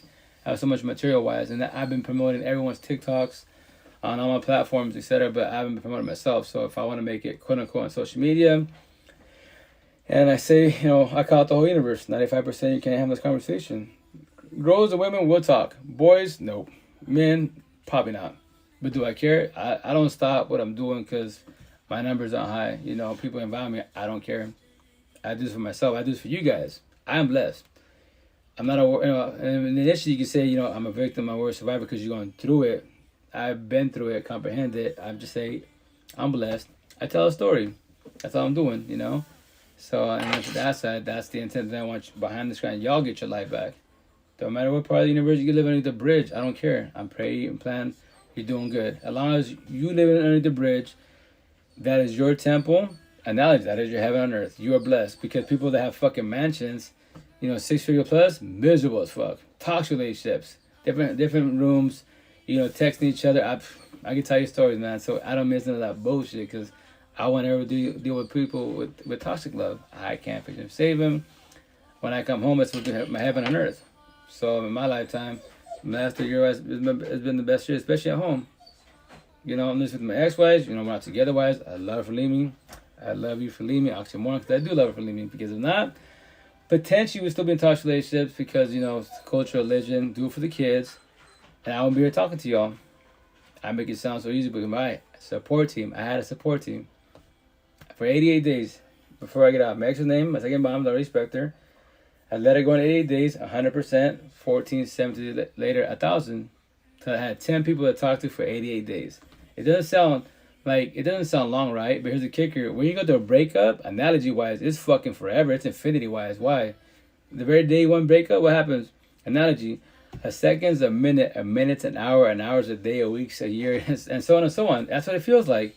Especially the worst part, what are you doing? You're about time, right? And love and death. What are you about? Because it feels like death when you're waiting for time, right? And on top of that, he or she's not by your side, right? So you have your support team, you're bullshitting, chill with the kids, whatever situation is, right? But now you got to go home. You're at work, etc. You're off work, all the good stuff. Kids are going to sleep. Now you have to deal by yourself. You're watching time. Here comes the sunset. Oh, fuck, I'm about to get dark. Guess what, boys and girls? He or she's not coming home. You're about to fucking die. That's why you're about love, time, and death. That's what it feels like. And it feels like infinity, man. It hurts so fucking bad, but the only reason why it hurts is because of loneliness. He or she's not by my side. Day one. Well, you hear fucking Sammy. Try to avoid best ass, quote unquote best ass, when you go to breakup. Don't listen to sad music, depression music, suicide music. Don't watch love music. Try to watch like positive shit, motivational stuff. If you have religion, God, whatever situation is. You know, the best platform to do all that, TikTok. You have YouTube, but you gotta dig more. But TikTok, just type in anything motivational, positive, you know, how to overcome breakups. That's positive stuff because that gives you ideas, scenarios, options. Or do what I did, you know, which a lot of us do, especially if you have no support team. You'll sit there and watch all that shit and destroy you. Cry all fucking night to the point you can't even sleep. And you finally cry so much because you're exhausted. But the downfall you said with insomnia, so you sleep an hour or two. Especially when kids are there, you know, they wake you up. Fuck, I just closed my eyes. But you could have been sleeping. The downfall, you've been focusing your energy on your ex-wife. But because the reason being, love doesn't hurt. It's toxic love. You love someone that doesn't love you back. They're not by your side. So now you got to detox from what? Codependency wise. That's the answer for the whole universe. That's the only reason why breakups hurt. Because you are broken and codependent, not knowing. You don't need a partner. You want a partner if they want you. Once again, to show you what I said, because quote-unquote blue pill talk, being selfish is wrong. Fuck that rebel talk. I say you have to be selfish, but the word have is forced to trigger you. You should want to be selfish. So as an individual behind the screen, once again, single father, 2 baby moms, 8 kids. So I don't need my 8 kids. I don't need co-parentings, partners, family, friends. You guys by my side at all. I don't need a person in the mirror and that's it. I want my 8 kids, co-parenting, partner, friends, family. You guys by my side. If you choose to want to, which is your choice, I cannot force you to be in my life and vice versa. I can beg and run and chase. And the downfall about the situation, if that person narcissistic wise, they'll love that shit because that's the power high. You can say, oh yeah, okay, they're begging over me, etc. wise. I'll treat them good, but I'm still going to leave them anyways. And he or she was going to take me back. And they know that. They know that 1,000. And that's why y'all break up 1,000 times. Trombone, right? So with that said, that's what I tell people. Remember, every day above ground. Tomorrow when we wake up, you can do whatever you want. You can still be sad, you can still be hateful, bitter, you can still be on your ex, drugs, alcohol, whatever you want to do, God gave us free will. If you believe in God, whatever God is, not, keep it simple, free will. So with that said, tomorrow when we wake up ground, what are you going to do with your day? And the intent is not to dwell on the past, study it, dissect it, comprehend why it failed, and then when you do that, share your knowledge and wisdom to the universe, which I highly recommend because you need to hold people's hands, guide them. I make it sound easier. That's what I do for the last 3 years, right? And I'll do this to my last dying breath. And if you ever hear me, if you ever hear about me, wise, right? Scenario like, boom, that I off my dome because I was going through depression, anxiety, going through a breakup. No, it's called that loose with disciple who are narcissistic. They don't like what I'm saying at all. But as I tell people, hey, loose with disciples, are you narcissists watching this? I have nothing against you. I know a lot of people give you shit like I give you shit. You're a narcissist. You can't ever change. You can change whenever you want to, which is your choice. It's just a lot harder for you because you burn all your bridges and destroy the universe. But the positive is, if you keep in the present and talk about the past wise and comprehend it, then there's not you don't do the same mistakes again. If you keep doing the same mistakes, whatever your mistakes is, it's called a habit. It's called an addiction. When are you going to break your addiction? Your addiction, not my addiction. But as again, friend associate, I would definitely hold your hand and guide you because as an individual, I won't give up on you. Or the universe gave up on you. Yo, I already help you with relationships, etc. Yo, to go after your ex-wives or date people like your ex. I'm not giving no advice no more. Which is definitely their choice. You know, they don't have to be, but I won't do that to you because guess what? I've dealt with that situation. And you're like, fuck. And you're like, I want to reach out, but my walls are up. Who do I trust? You know, I talk about yes, I don't know how to get rid of the ex-love and what the situation is. But the cool thing, we have a support team. The only time they give you any type of grief is when potentially you might be doing something wrong or you're going to do a wrong move. So what do? Out of respect, we give you constructive criticism. Yo, baby girl, baby boy, what you about to do? I'm going to give you scenarios, options, ideas. And it's your choice, but I'm just letting you know you're about to fall on your face hard. You crying now? Is like, where? No, I don't believe that. You don't have to, but it's going to happen. When it does, I'm going to be mean to you. Remember me. Hit your head, but I'll give me your hand. I got you, right? But that's it, y'all. I love y'all. Have a good night. Take care. I'm always your pocket. Y'all DM me on majority of the platforms. You know, it's either Rito Lightworker, you know, my full name, Margarito Yala, whatever. I'm on the major platforms for the most part. So don't feel alone. Free therapy life coach. I make it sound easy. Support team. The more people in the support team, I promise you 1,000. You can heal, forgive, not forget, and let go. I promise you can. When you let go of your exes, 1,000, your child trauma, whomever hurt you, 1,000. That's called, in your mention, the door of pain. You let go of your exes, past pain, toxic love, trauma, child trauma. You close that door of pain. You do closure for yourself. You have nothing against whoever hurt you at all, because you comprehend they're through life and shit, etc. Wise, and you can reach out to them. If you don't want to talk about it, you can be like, yes, you hurt me, destroyed me. Yeah, you fucking demolished me. Yes, you did. But I have nothing against you. I forgave you. I let you go. I comprehend why it failed every which way. I want to see you get your life back. Like I got my life back. And for them, they don't have to respond. They don't have to vibe with you. They could be like, but why do you want to waste your breath on me? I destroyed you. Yes, I heard you. I know. But I want you to get your life back so you don't destroy nobody else more than you did to I. That's a positive, right? But that's it, y'all. About to get off. Love you guys. Have a good night. Take care. Stay fresh. Take care, guys. Ciao. Love you guys. Have a good night. Take care. Be safe. Ciao. Have a good night. Take care. Be safe. Be safe. Sorry. I'm very exhausted. Ciao. I'll jump up tomorrow, guys. Hey, Lucky Squad. Love you all. Be safe. Ciao. Twitch side. Have a good night. Take care. Be safe. I'm always in your pocket. Be safe. Ciao. Love you guys. Have a good night. Take care. Be safe. Ciao.